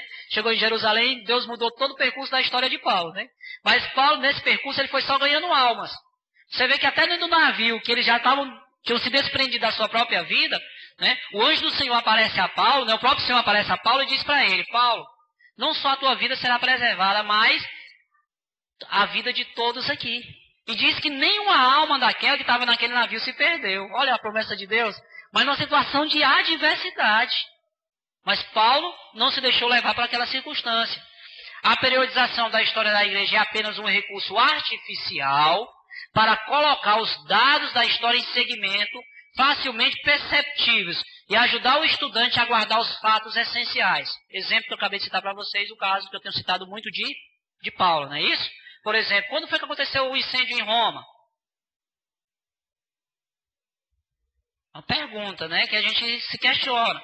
O profeta Agabo profetizou uma fome em Jerusalém. Qual foi o resultado dessa fome? Foi a unidade da igreja, porque as outras igrejas da Ásia Menor começaram a ajudar os irmãos em Jerusalém. Lembra que Paulo está fazendo coleta? Deus profetizou, né, usou o profeta Agabo, ele profetizou essa fome na época do governo de Cláudio, mas Deus tinha um propósito. Qual era o propósito? Era manter a unidade da igreja. Quando se levantou a perseguição em Jerusalém, qual foi o propósito de Deus? Todos os crentes que saíram de Jerusalém, eles saíram evangelizando. Qual foi o propósito dos mártires no Coliseu? As pessoas que começaram a ver aqueles homens e mulheres e crianças morrendo ali, eles não conseguiam entender, que eles conseguiam entrar dentro do Coliseu louvando e exaltando o nome do Senhor. Qual foi o propósito do incêndio de Roma? Foi para que o evangelho fosse também propagado lá. Qual foi a briga dos judeus de Roma, que na época do imperador Cláudio, os judeus foram expulsos de Roma? Era para que o cristianismo ficasse mais forte em Roma. Tudo isso, irmão, nós vamos ver em Atos dos Apóstolos. E a história secular ela não se desvincula da história sagrada. Então o estudante tem que guardar apenas o quê? Os fatos essenciais. Aquilo que não é bom, o apóstolo Paulo diz o quê? Ouvi de tudo, mas retei somente o que é bom. Ele está citando um texto da ovelha. O Senhor é meu pastor, de nada sentirei falta, porque Ele vai me levar às águas tranquilas. Se você for estudar a história da ovelha, a ovelha, o alimento que ela ingere, ela coloca o que não presta para fora. Nós somos a ovelha do Senhor, eu posso ouvir tudo, irmão. Mas eu tenho que ter o discernimento, o Espírito Santo, para separar só o que é bom, porque vai me edificar e edificar os meus irmãos em Cristo Jesus. Amém? O povo do Império Romano não foi dormir uma noite na antiguidade e acordou na manhã seguinte à Idade Média. Foram acontecendo fatos. O Império Romano foi declinando até ruir por completo. Não foi da noite para o dia. Existe uma transição gradual, certo? em uma parte, ou seja, de uma forma da visão da vida e da atividade humana. Então nós temos que ter essa visão. A história da igreja antiga, do século V ao ano 590. O primeiro período da história da igreja revela a evolução da igreja apostólica para a antiga igreja católica imperial. Creio que a gente está... Amém. Pronto. E o início do sistema católico romano.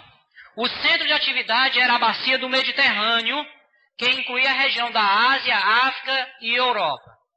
Egito, Alexandria já tinha sido, o que, irmãos? Evangelizado. Certo? Quem evangelizou o Egito? O sobrinho de Barnabé. Quem lembra o nome dele, irmãos? Vamos participar, né? Marcos. Ele vai fundar a igreja copta, que ainda hoje existe 5.000 membros lá no Egito. A igreja copta de Alexandria foi fundada pelo evangelista Marcos, sobrinho de Barnabé. Naquele momento em que Paulo discute com Barnabé, que Marcos não quer ir com Paulo, ele volta no meio do caminho. Pois esse voltar, Deus usou para que ele fundasse uma igreja em Alexandria. Sabe quem foi que ele ganhou para Jesus naquela volta ali? O grande médico Lucas. Quando Cristo morreu na cruz do Calvário, irmão, que a terra ficou escura, Lucas se encontrava na cidade de Atenas. Não está na Bíblia, mas a história fala, e o Lucas relata num livro chamado Médico de Homens e de Alma, que não foi só em Jerusalém que ficou escuro. Ele estava na cidade de Atenas. E ele estava fugindo porque ele tinha sido jurado de morte pelo um dos imperadores. E ele estava indo para Atenas, de Atenas ele ia para Alexandria. E quando chega em Alexandria, ele vai encontrar Marcos. E ele é evangelizado. Aí é que ele vai começar as viagens. Aí ele vai contar o início da história da igreja, em Atos dos Apóstolos, você vê que ele vai contar a história somente de quem? Dos primeiros apóstolos. Mas quando ele tem um encontro com Paulo, ele vai começar a contar a história de Paulo mais detalhada. Mas até então ele vai contar só até a convenção. Aquela coisa que ele ouviu falar. Viu como Deus tem propósito? Olha aí o que Deus faz. Aonde era? Na África. Que o Egito fica no nordeste da África. Europa, o Império Romano. E a Ásia, nós sabemos, a Ásia Menor, principalmente as 7 igrejas, né? Que a gente vai ver em Apocalipse. Amém, irmãos? A igreja operava dentro do ambiente cultural da civilização greco-romana e do ambiente político do próprio Império Romano. O avanço do cristianismo do Império até o ano 100. A construção do alicerce da igreja com base na vida, morte e ressurreição de Cristo e sua fundação entre os judeus são importantes para se compreender a gênese do cristianismo. Gênese, ou seja, a origem do cristianismo. O cristianismo surgiu em quem? Surgiu em Cristo. Primeiro chamava o que? A seita do caminho, certo? A seita do Pai das Luzes. Depois foi o quê? A seita dos cristãozinhos, né? Porque era um nomezinho pejorativo, irmão. Tá certo? De cristão era cristãozinho. Porque seguia a Cristo, né? Logo, quem é filho de Cristo é cristãozinho, né? Tem aquela expressão filho de peixe, peixinho é? Pois isso é uma expressão antiga, irmãos. Certo? Eram os cristãozinhos.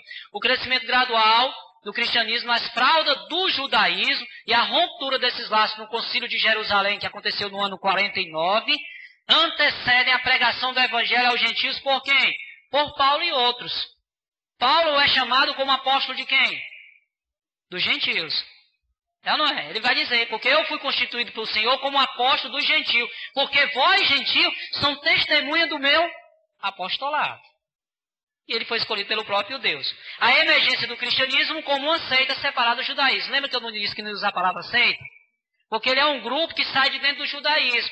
O judaísmo queria que as pessoas continuassem ainda guardando os rituais da lei. E aí, no Concílio de 49, vai definir o que os cristãos devem fazer. A luta pela sobrevivência da Igreja Católica Imperial do ano 100 a 313. Nesse período, a Igreja teve sua existência constantemente ameaçada pela oposição de fora. Perseguição feita pelo Império Romano. Vai começar com o Imperador Nero, quando aconteceu o incêndio em Roma no ano 64, em 18 de julho de 64.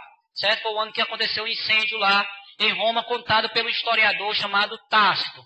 Os mártires e os apologistas, que eram os apologistas defensores da fé, deram a resposta da igreja a esse problema externo. Os advogados defendiam também os cristãos. Quando eles eram acusados, eles iam lá defender. E qual era a acusação maior dos cristãos? Que eles eram canibais. Por quê, irmãos? Onde é que eles vão interpretar isso aí? Na ceia do Senhor. Nós não participando do corpo e do sangue de Cristo. Os romanos interpretaram que todo momento da ceia, nós íamos comer o corpo do nosso líder. Então chamavam os cristãos de canibais. E dizia que praticavam incesto. Por quê? Porque dizia que o Paulo vai pregar que diz que parte há trevas com a luz, que parte há o irmão com aquele que não faz parte da congregação, que Paulo vai defender que cristão casa com cristão. E quando dizia que irmão casava com irmão, ele achava que as pessoas estavam praticando incesto. Olha as interpretações das pessoas de fora, quando não conseguem entender o comportamento daqueles que vivem dentro de uma igreja selecionada pelo Senhor. A igreja também enfrentou o problema interno da heresia, que teve uma resposta cristã por parte dos polemistas. O próprio apóstolo João, Paulo e Pedro vai combater esse problema interno, que é o que nós vamos chamar de gnosticismo. Existia um homem dos 7 diáconos, né, que são escolhidos lá, um deles vai se desviar, irmãos. E lá em Apocalipse é uma palavra de juízo para ele muito forte. Quero concluir aqui, até para abrir um pouco de espaço. Esse primeiro momento seria só uma introdução, né, para a gente ter só um pouco de noção que é a história da igreja. Existe um daqueles diáconos chamado de Nicolau. São 7 diáconos ali, e um é Nicolau. Nicolau, ele tinha muito ciúme da sua esposa. E os apóstolos vão chamar a atenção dele. Justamente aquela primeira reunião que diz que aqueles estavam reclamando por causa das suas mulheres. Na realidade, a reclamação não é porque eles estavam indo para a igreja, é porque Nicolau não queria a mulher trabalhando no serviço da igreja. E foram dizer que ele era muito ciumento, porque a mulher dele era muito bonita. E aí essas pessoas reuniram Nicolau, e nessa reunião chamaram a atenção dele. Ele disse: eu não tenho ciúme da minha mulher, da minha esposa. Para provar que eu não tenho ciúme, né, eu permito que ela tenha relação com qualquer um dos apóstolos aqui, na minha frente. E aí ele vai fundar um grupo que ainda hoje é muito forte nos Estados Unidos, né, que o nome é de Olhos Bem Fechados, que é a seita dos Nicolaitas, do grupo dos Nicolaitas, que é aquele que vai aborrecer a sua própria carne. Quem entra dentro desse grupo, nos Estados Unidos ainda existe. Irmãos, a mulher ela tem relação com todos os homens da comunidade. E o homem tem relação com todas as mulheres. Por isso, Apocalipse diz, porque se aliaram a quem? Aos Nicolaitas, as obras dos Nicolaitas, irmão. Entenderam aí? Aonde surgiu? É um problema em quê, irmão? Interno na igreja. Má interpretação. Pessoas que não se deixam trabalhar pelo Evangelho de Cristo Jesus. A igreja enfrentou esses problemas. Fora os problemas de incesto. Aí nós vamos ver o problema de incesto que Paulo vai combater na igreja de Coríntios. Qual é? Aquele que ainda abuse, né? Tem a relação com a mulher do seu próprio pai. Era um obreiro da igreja. O tai tirai para fora da congregação. Para que eles venham ser tratados, cuidado. Mas a igreja estava preocupada com o dízimo e a oferta dele, porque ele era um rico comerciante. Olha a preocupação da igreja. O camarada chega na igreja, se ele for rico, logo, logo ele vai ser pastor, irmãos. Em algumas igrejas. Viu? Igreja que não tem compromisso com a palavra, logo, logo vai colocar ele para ser pastor. A supremacia da igreja católica, eu vou deixar isso para próximo, até porque já foi bastante tempo, né? E se a gente fosse abordar realmente, há muito assunto. Eu até estive comentando com o pastor Diego, né? Questão do tempo e creio que há muitos questionamentos. Espero dar tempo para responder. Amém, irmãos? Fica aberto aí o espaço para as perguntas. Bom, irmãos, a primeira pergunta, né, o irmão fez aí, os demais vão preparando as perguntas, foi sobre a Rainha dos Céus. É isso que está lá em Apocalipse? Eis que a Rainha do Céu, a mulher, cuidado porque ali naquele texto da Babilônia, nós temos a igreja, certo? Que a perseguida é a igreja. Mas a Rainha dos Céus é uma entidade, é um demônio, certo? Esse demônio, ele era venerado na Babilônia Antiga, chamada como Dama da Noite, a grande deusa Anu. E há um poema antigo de 4.500 anos de Cristo, né, uns fragmentos em argila, né, pequenos fragmentos, que era escrito, não existia papel. E nesse poema relata a seguinte questão: eis que a grande dama da noite saiu a se encontrar com seu amado, ao gerar filhos para iluminar as nossas noites, aonde os amantes fazem amor com as suas esposas. Então dizia que naquela época, quando vinha a escuridão, que a lua não aparecia, era o momento que a dama da noite ia se encontrar com seu amado, que era o sol.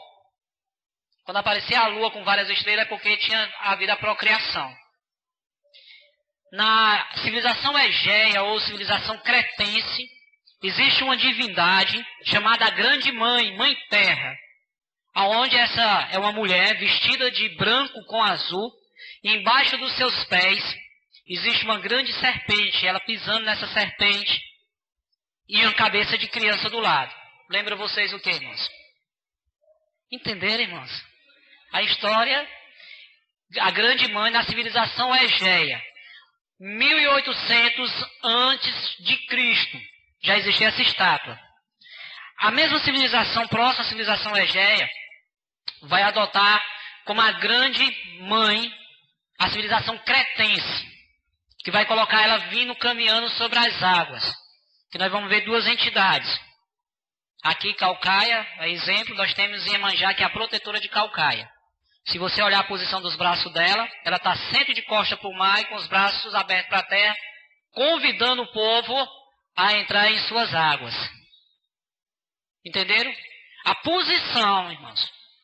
Fala assim, dá uma piada. Ô Jesus, tem misericórdia. A posição dessa santa é a posição de Iemanjá, ou a grande rainha do mar, conhecida como a mulher leviana, que na Umbanda nós chamamos de Maria Padilha, certo? Que é serva de uma entidade que está lá em Isaías, chamado Grande Leviatã, a serpente do mar. O Grande Leviatã era adorado na antiguidade. E você vai ver no filme, A Caverna do Dragão, né? Quem não sabe ali, vai ter aquele que tem as 7 cabeças de dragão, certo? Irmãos, era um demônio na antiguidade, que era adorado, né? Que era Leviatã, e o outro nome, até o profeta Isaías também fala desse demônio, entendeu? Que é o demônio, né? Um dragão de 7 cabeças. Então existia essas culturas, irmãos. Tudo isso foi absolvido, o que nós vamos chamar de sincretismo religioso. Pegar uma religião pagã e adequar. Lembra quando eu citei, a igreja está, o mundo é o mar e a igreja é um barquinho. A água entra, mas tem que ser colocado para fora. A igreja católica, ela assimilou, certo? No que chamamos de sincretismo religioso. Então, a rainha dos céus, a grande Deus, a grande mãe, lá citada em Apocalipse, é justamente essa deusa da antiguidade, a deusa Anu, certo? Da Mesopotâmia. A rainha dos céus citada pelos persas, certo? Que vai depois criar o conceito entre o bem e o mal, que vai surgir uma doutrina que Agostinho combateu, chamado de maniqueísmo. A civilização cretense, que tinha essa mulher pisando uma serpente com as cabecinhas de criança, certo? E a grande mãe, a deusa da fertilidade da civilização, a civilização egéia e a civilização cretense. Ok, irmãos? Ficou claro quem é a grande meretriz lá? Ela vem montada sobre um animal com várias cabeças. Essas várias cabeças é Leviatã. Entendeu? Pois não, baixou.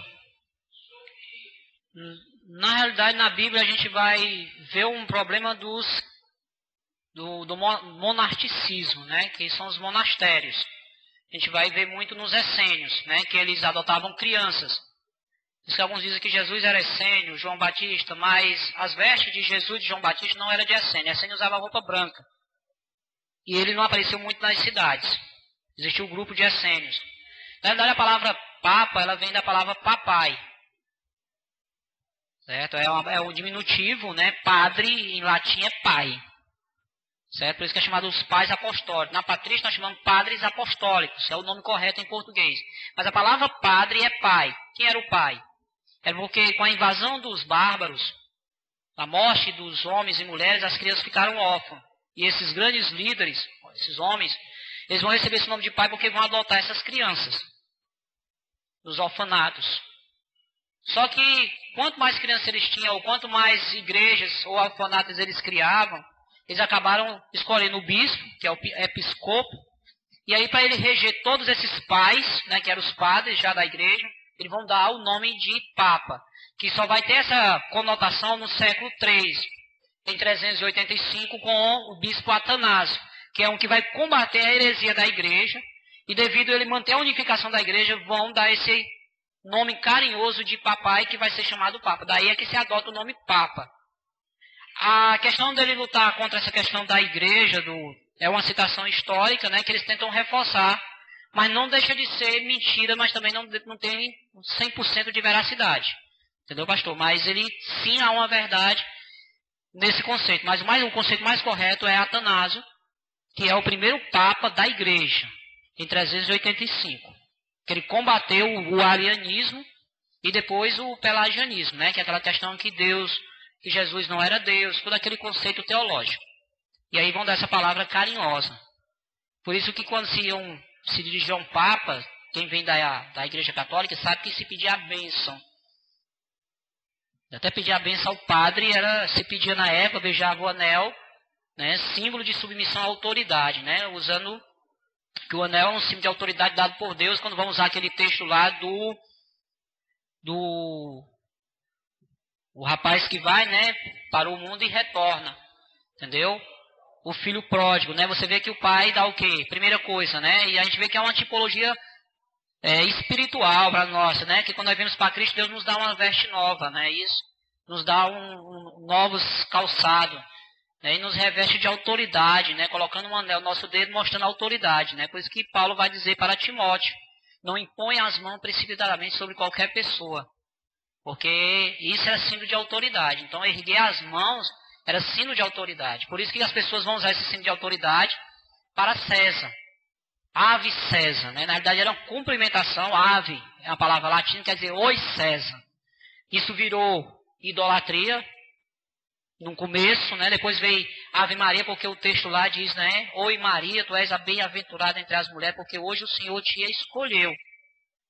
E aí dizem que quando se usa essa palavra Ave Maria, né? Na realidade o texto lá é oi Maria, é uma cumprimentação do anjo, que foi deturpada, colocando ela como divina, como senhora.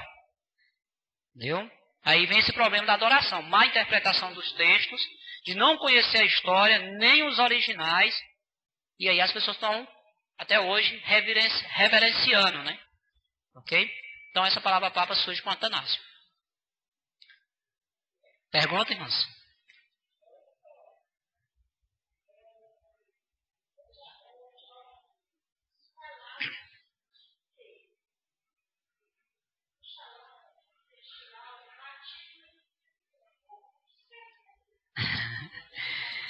Na realidade, nós chamamos de movimento carismático.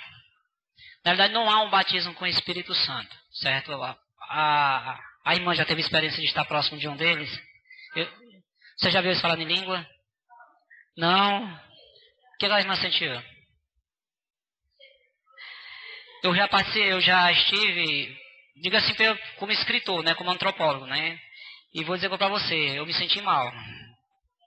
Não é de Deus, a gente não sente a unção, porque quando a gente fala em línguas, até quando eu fui batizado, eu tive um problema de saber se eu realmente estava falando, e quando alguém orava eu ficava caladinho, porque eu tinha medo de eu estar falando em línguas e ali eu ser repreendido, né, não ser do Espírito Santo, eu tinha muita dúvida ainda.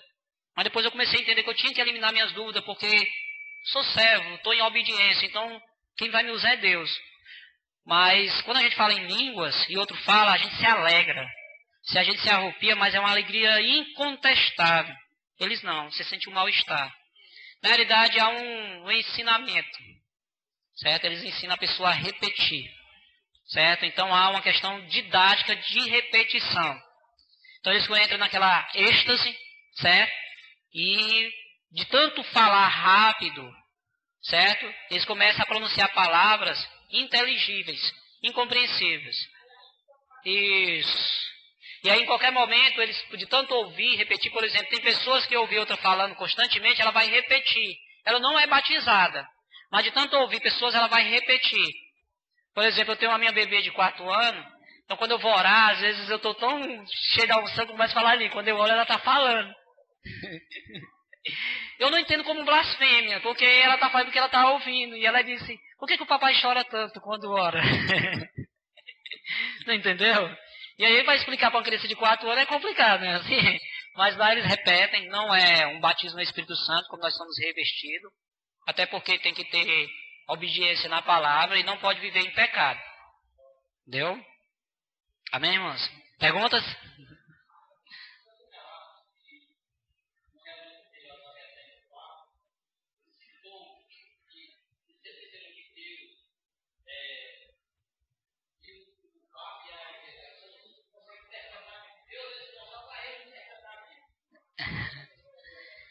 Eu ouvi essa posição dele. Eu quero dizer por que ele falou isso, né? Vamos conhecer um pouco a história do atual Papa, Papa Francisco, né?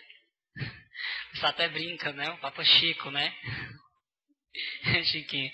Não, o Papa Francisco, ele vem de uma doutrina muito forte, ele é jesuíta, e como todo bom jesuíta, ele tem que defender o dogma da Igreja Católica. E os jesuítas foram os principais perseguidores durante o período da Inquisição.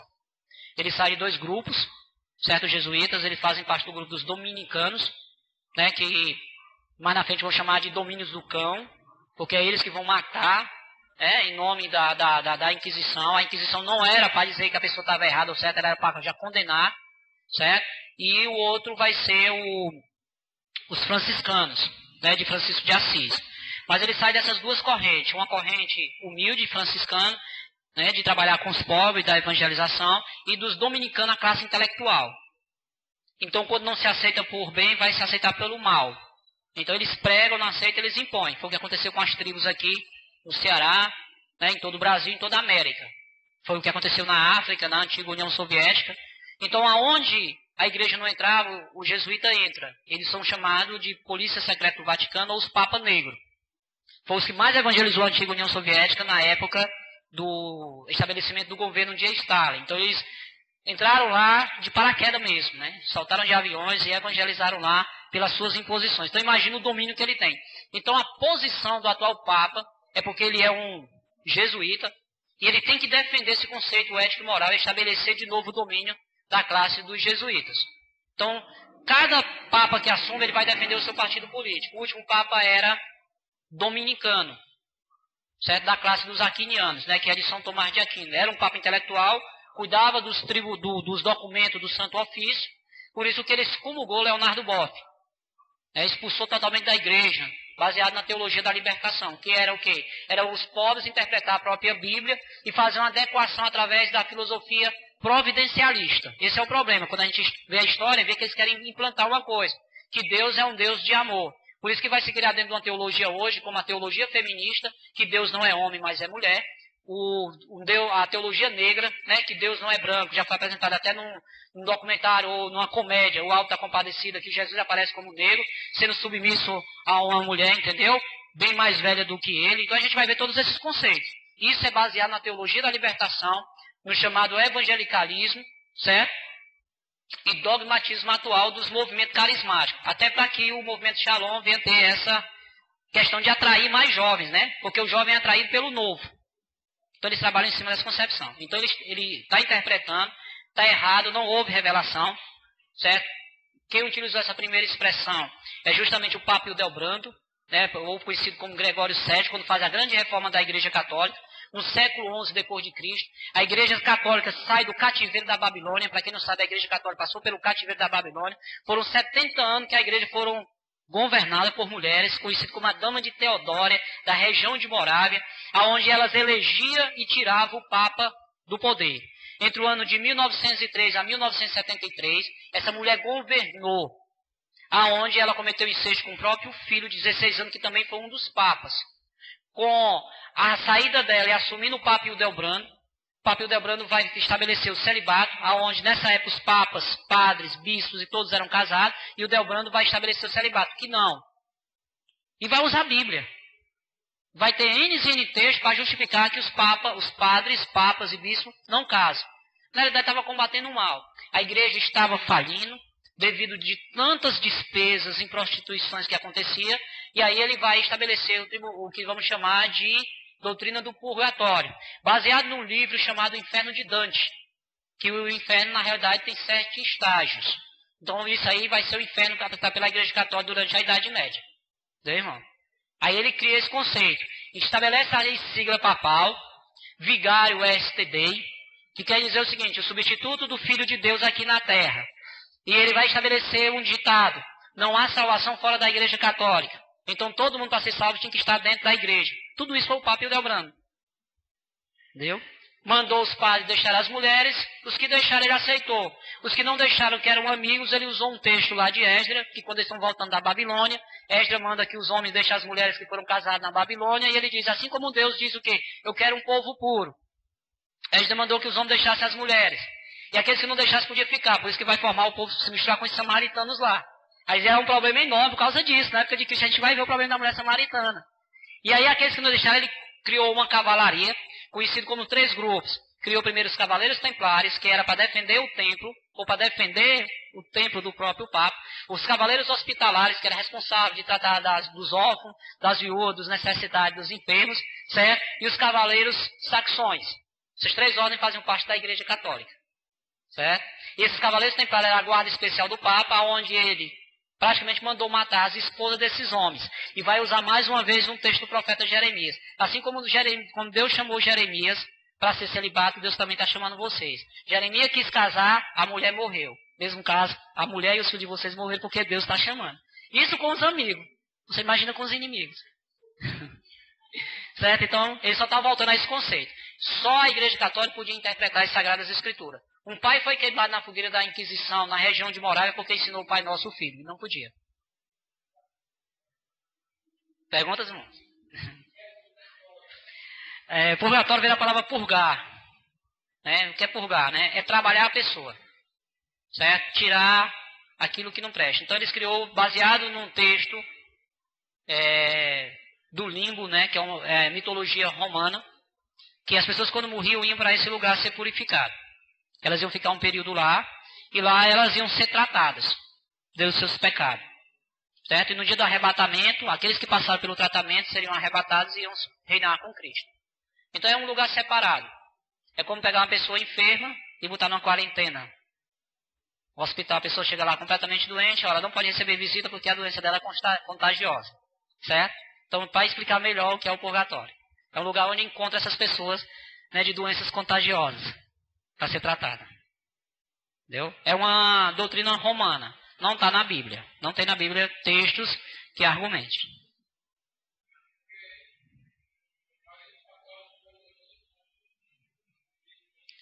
Na realidade, o crucifixo, certo, foi uma utilização como uma forma de espantar os demônios, né? Já ouviu a expressão, o diabo foge da cruz?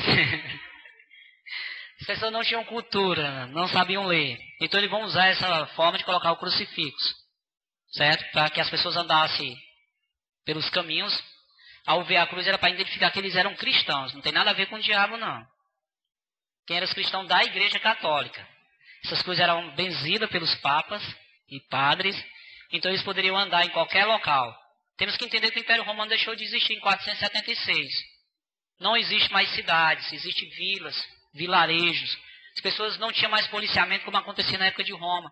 As pessoas andavam, podiam ser assaltadas ou mortas a qualquer momento. Então o crucifixo era para simbolizar. Por quê? Porque quando se encontrava uma pessoa morta que tinha um crucifixo, a igreja fazia o sepultamento. Se não tinha um crucifixo, era sepultado ali mesmo como pagão. Vou dar um exemplo tipo. Proclamação da República no Brasil, até para se enterrar uma pessoa aqui, tinha que pagar a Igreja Católica. A proclamação da República feita pelos principais marechais, isso aí está na história. Posso falar tranquilamente. Os cemitérios deixaram de ser controlados pela Igreja. Se morria uma criança antigamente, se você perguntar aos mais antigos no interior, eles vão mostrar lugares que foram enterradas crianças pagãs. Sim ou não? Já viram isso aí? Pronto. Não sabem o que eu estou falando. Igual que nem Paulo. Vocês entendem a minha língua. Certo? Porque não era permitido ser enterrada em cemitérios crianças que não tinham sido batizadas. Eram chamadas de pagãs. Entendeu? Aí eram sepultadas fora. Pode perguntar no interior, as pessoas mais antigas vão mostrar. Digo porque lá no interior eu conheço muitos locais. Porque era controlado pela igreja. Segundo, se morresse uma pessoa que não fosse católica, também não era sepultada no cemitério. Muitos irmãos que morreram aqui durante esses períodos não tiveram enterro digno de estar dentro de um cemitério, foram sepultados em covas rasas, certo? Ou no fundo dos terrenos, né, das suas propriedades. Por isso que em cada casa de grande propriedade de terra aqui tem uma capelazinha. E essa capela era utilizada para celebrar o funeral e enterrar do lado da família. Adotou-se essa cultura de se encontrar essas cruzes na estrada. Quer ver como adotaram?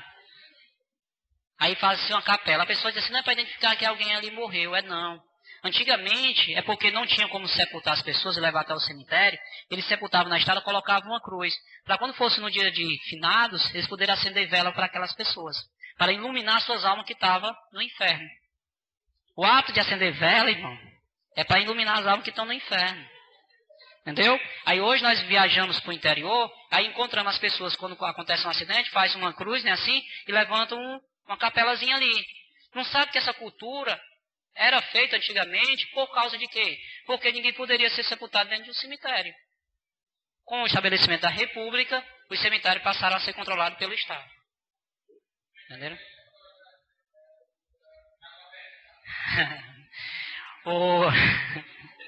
o Papa Gregório VII, a Europa estava em...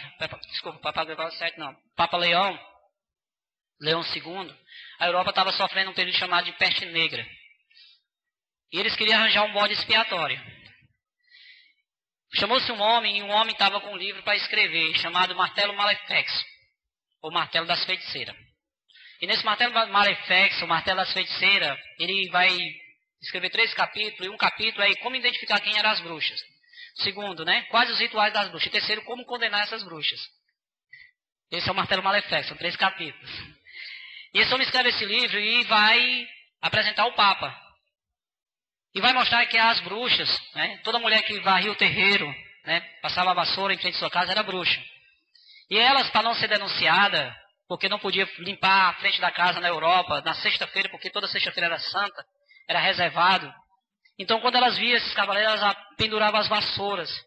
E as vassouras ficavam penduradas. Então, a mente fecha dos homens, né? Quando eles passavam e viam as vassouras penduradas, dizia que ela era bruxa. Entendeu? Porque ela vinha voando na vassoura. Por isso que diz que bruxa voa em vassoura, né? E se enganchou. No Martelo Malefic se apresenta. E dizia porque o terreiro estava limpo. Né? Que ela tinha varrido ali o terreiro e não podia. Então essas mulheres eram chamadas, eram torturadas. E o teste maior era colocar ela dentro do saco, certo? Amarrar o saco e jogar no rio. Se afundasse, não era bruxa. Se boiasse, era bruxa. Porque ela ia usar os poderes sobrenaturais e ia boiar, ia voar. Irmão, pela lógica da física, coloca uma pessoa dentro do saco, amarra que ele vai boiar. Até o corpo boia. E por isso que ela diz como bruxa. E muitos testes eram feitos com mulheres velhas. Agora eu vou explicar por que era com mulheres velhas. Em torno desses terrenos, o Papa controla, tendo seus exércitos, eles jogavam sal. E o sal em excesso mata a vegetação. E isso contribuiu para o aumento da peste negra. Então a terra estava amaldiçoada, aquela mulher bruxa. E eles só escolhiam mulheres velhas e grandes proprietárias de terra. Por quê? Porque os seus maridos tinham ido para as cruzadas, tinham morrido, e elas iam herdar a terra. Mas existia uma lei chamada Lei Sálica, certo? Criada na época do rei bárbaro dos francos, que hoje são os franceses, que diz que mulher não pode herdar nada do marido. E ela ia herdar a terra. Então o Papa podia tomar dela? Não, porque ela era viúva. Mas ele vai acusá-la de bruxaria. Primeiro, identificava a vassoura, que não se expliquei para vocês. Segundo, a terra não produzia nada porque durante a noite ele mandava os cavaleiros jogar sal. Aí o que o Papa fazia? Mandava levar essas mulheres para o teste, elas não passavam, morriam. Aí ele dizia assim, agora eu vou abençoar a terra. Entendeu? Aí ele dizia que era tão bento, certo, as suas palavras, que ele ia jogar água. Olha só, irmão. A água em esterco de animal, ia jogar naquela terra, entendeu? E aquela terra ia voltar a produzir. Olha o quanto nível intelectual as pessoas tinham de atraso naquela época. E nós sabemos que o esterco é utilizado para adubar a terra.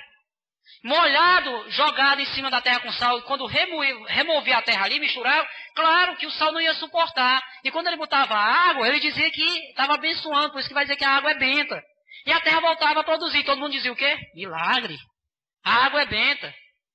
Por isso que as pessoas vão dizer, até quando fosse morrer, né, fazer a extrema unção, né, o a bênção dos santos lá, ele não tinha óleo, né, o óleo da unção, ungir com o óleo da unção, eles levavam água e jogavam água benta. Para batizar as pessoas, jogava água. Então esse era o conceito criado pela igreja. Por isso que vai surgir a questão da água benta. Aí daí em diante, né, até para os demônios, né, para expulsar os demônios, se alguém estava doente, eu vou jogar água benta porque está endemoniado. Às vezes era uma febre que a pessoa sentia, uma gripe, e jogava, depois ficava boa, viu como era o demônio, né? Então tudo isso criou-se esse mito. E ninguém ia questionar, está na Bíblia? Não está na Bíblia. Mas eram conceitos baseados na sociedade da época.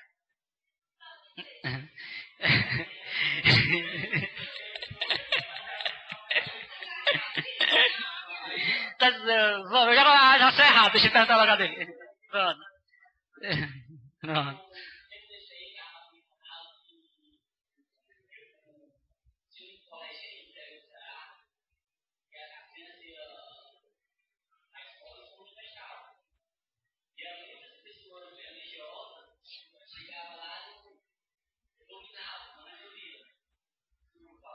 Ouvi sim, eu lembro. E lamento, né, que a igreja do Senhor se omitiu, né? Porque se há questão de manifestação, a igreja ela tem autoridade. Porque a Bíblia diz que o Senhor constitui a nossa igreja de autoridade e as portas do inferno não prevalecem contra ela. Porque nós estamos fundamentados em cima da rocha, que é Jesus. Porque o diabo, quando olha para a igreja, ela não vê eu, não vê o pastor, não vê você, vê Cristo. Por isso que ele diz que nós temos que ser a imagem de Cristo. E quem foi lá foram pessoas da igreja católica, não foi igrejas evangélicas. Isso que se dizem ser evangélicas, eles não tinham testemunho. É tão certo que não vai aparecer essa história depois. Para alguns dizer que era a maldição que existia na terra. Pode existir. Há locais na Europa que sim. Mas isso são coisas que a Bíblia muitas vezes não relata. Então eu não posso fundamentar uma teologia, uma doutrina, em cima de uma experiência pessoal. O problema da igreja é que às vezes alguém tem uma experiência pessoal e fundamenta como doutrina da igreja, sem ter nenhuma base bíblica. Tudo que a igreja católica criou, ela não tem base bíblica. Como a rainha dos céus. Eles dizem que logo Maria é a rainha dos céus. Aí quando vai estudar essa história, quem que vai querer adorar essa mulher? Entendeu? A Maria, a qual a Bíblia relata, é uma mulher bem-aventurada, que foi escolhida por Deus, que se dispôs, colocou a vida em risco. Eu admiro, por quê? Porque ela era uma jovem. Se José tivesse deixado, Maria tinha sido apedrejada, porque ela ia ser acusada de adultério, de prostituição. A gente tem que entender isso aí. Ela é bem-aventurada. Mas ela recebeu a mesma veneração e adoração de Cristo. A Bíblia não dá respaldo para isso aí. Porque só um é digno de toda honra, há um só intercessor entre Deus e os homens, e a gente sabe que é Cristo Jesus. Responder a pergunta da irmã e fazer as considerações finais. Eu sei que tem muita pergunta, irmão. Mas eu creio que em nome de Jesus o pastor vai promover mais semanas. E aí a gente já vai ter toda a técnica. A gente vai entrar no assunto da história, vai ser bem melhor para vocês. Amém? Primeiro tem que ter a técnica, irmão.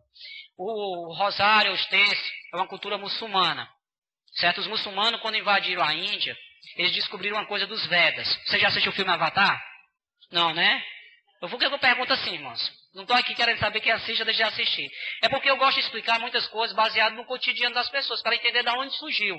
O filme Avatar, ela mostra uma coisa, de uma perfeição do espiritismo, que o corpo que eu estou aqui é imperfeito, ele vai migrar para um corpo melhor. Há uma pessoa deficiente, que não tem jeito para a vida dela, a evolução é tão grande que ela vai migrar para um corpo melhor, mais evoluído, mais forte, mais resistente. Quem vê o filme, ele mostra isso. Ele mostra uma doutrina, certo? Dos Vedas, que é onde ele vai mostrar toda a doutrina do espiritismo, onde você vai encontrar na cultura hindu, que aquele que nasce miserável, ele não pode ter uma ascensão social através das castas, já passou até novela. Naquele filme Avatar é a mesma coisa. Só que eles têm, para aquele que fizesse aquela migração de um corpo ao outro, diz que ele dorme. Ele vai entrar no processo de meditação. Na realidade, eles tinham um rosário de contas, certo? Que a cada 7 tinha um. A Igreja Católica alterou, para cada 10 tem um. 7, vou explicar por que 7. São considerados 7 pecados mortais, ou chamados 7 pecados capitais. Que cada vez que você segurava um, nos Vedas, você recita, renuncia naquele pecado. A inveja, a ira, a gula, a luxúria. Entendeu? A pessoa vai repetindo até esquecer. Entendeu? E aí aquela conta foi adotado pelos muçulmanos, que é chamado de Sunna. E quando houve a guerra das cruzadas, os católicos adotaram e trouxeram para a Europa, substituindo as Sunna, que é os ditos profeta Maomé. Para quem não sabe, a oração dele é aquela: Alá é Deus e Maomé é o seu profeta. É só isso que eles repetem. Essa é a oração deles. Alá é Deus e Maomé é o seu profeta. Pronto. Confessou o islamismo para eles lá, está aceito. Eles trazem para a Europa e fazem o quê? A Ave Maria, a Santa Maria, criada pelo Papa Gregório Magno, no século VI a.C., certo? E o Pai Nosso. Claro, alterado. E depois, mais na frente, vai ter o credo também alterado. Porque o credo que a igreja recitava quando alguém aceitava a Cristo, não tinha, creu na Santa Igreja Católica, não existia essa parte. Creu na ressurreição dos mortos. Então, credo, em 325 foi estabelecido um credo para a igreja. Cada pessoa que aceitava Jesus, ele recitava o credo publicamente, certo? Era ensinado o credo, como uma forma de confissão de pecado, não na igreja. Foi deturpado, certo? Então, isso é uma cópia dos muçulmanos, não tem nada a ver com a igreja católica, não. Amém, irmãos? Quero desde já agradecer a oportunidade. É um prazer, eu sei que, não se preocupe, dependesse de mim, a gente passaria a noite, até porque eu tenho insônia. Não tem problema nenhum. Mas só tenho que agradecer, irmão. E creio que o grupo que aqui se encontra, Deus tinha reservado para vocês. Eu não me importo com números, mas eu me importo com a qualidade, porque tudo é para o reino. Vocês serão multiplicadores. E vou dizer para aqueles que não vieram, não forma de menosprezo, mas vai dizer, era para mim, não para você.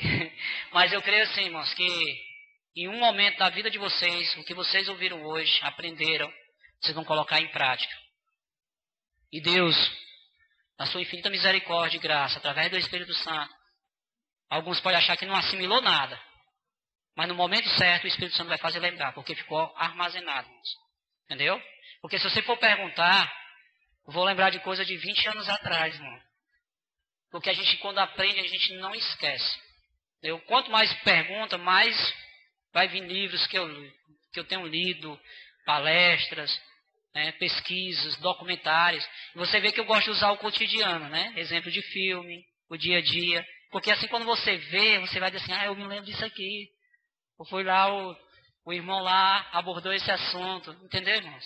Então, tudo eu tiro um pouco. Seja qual for o filme que eu vejo, eu tiro alguma coisa que está sendo infiltrado dentro das nossas igrejas. Entendeu? Amém, irmãos? Agradecer o pastor Diego, a Igreja Batista Memorial, os irmãos, né? E que Deus continue nos abençoando grandemente em nome de Jesus. Amém?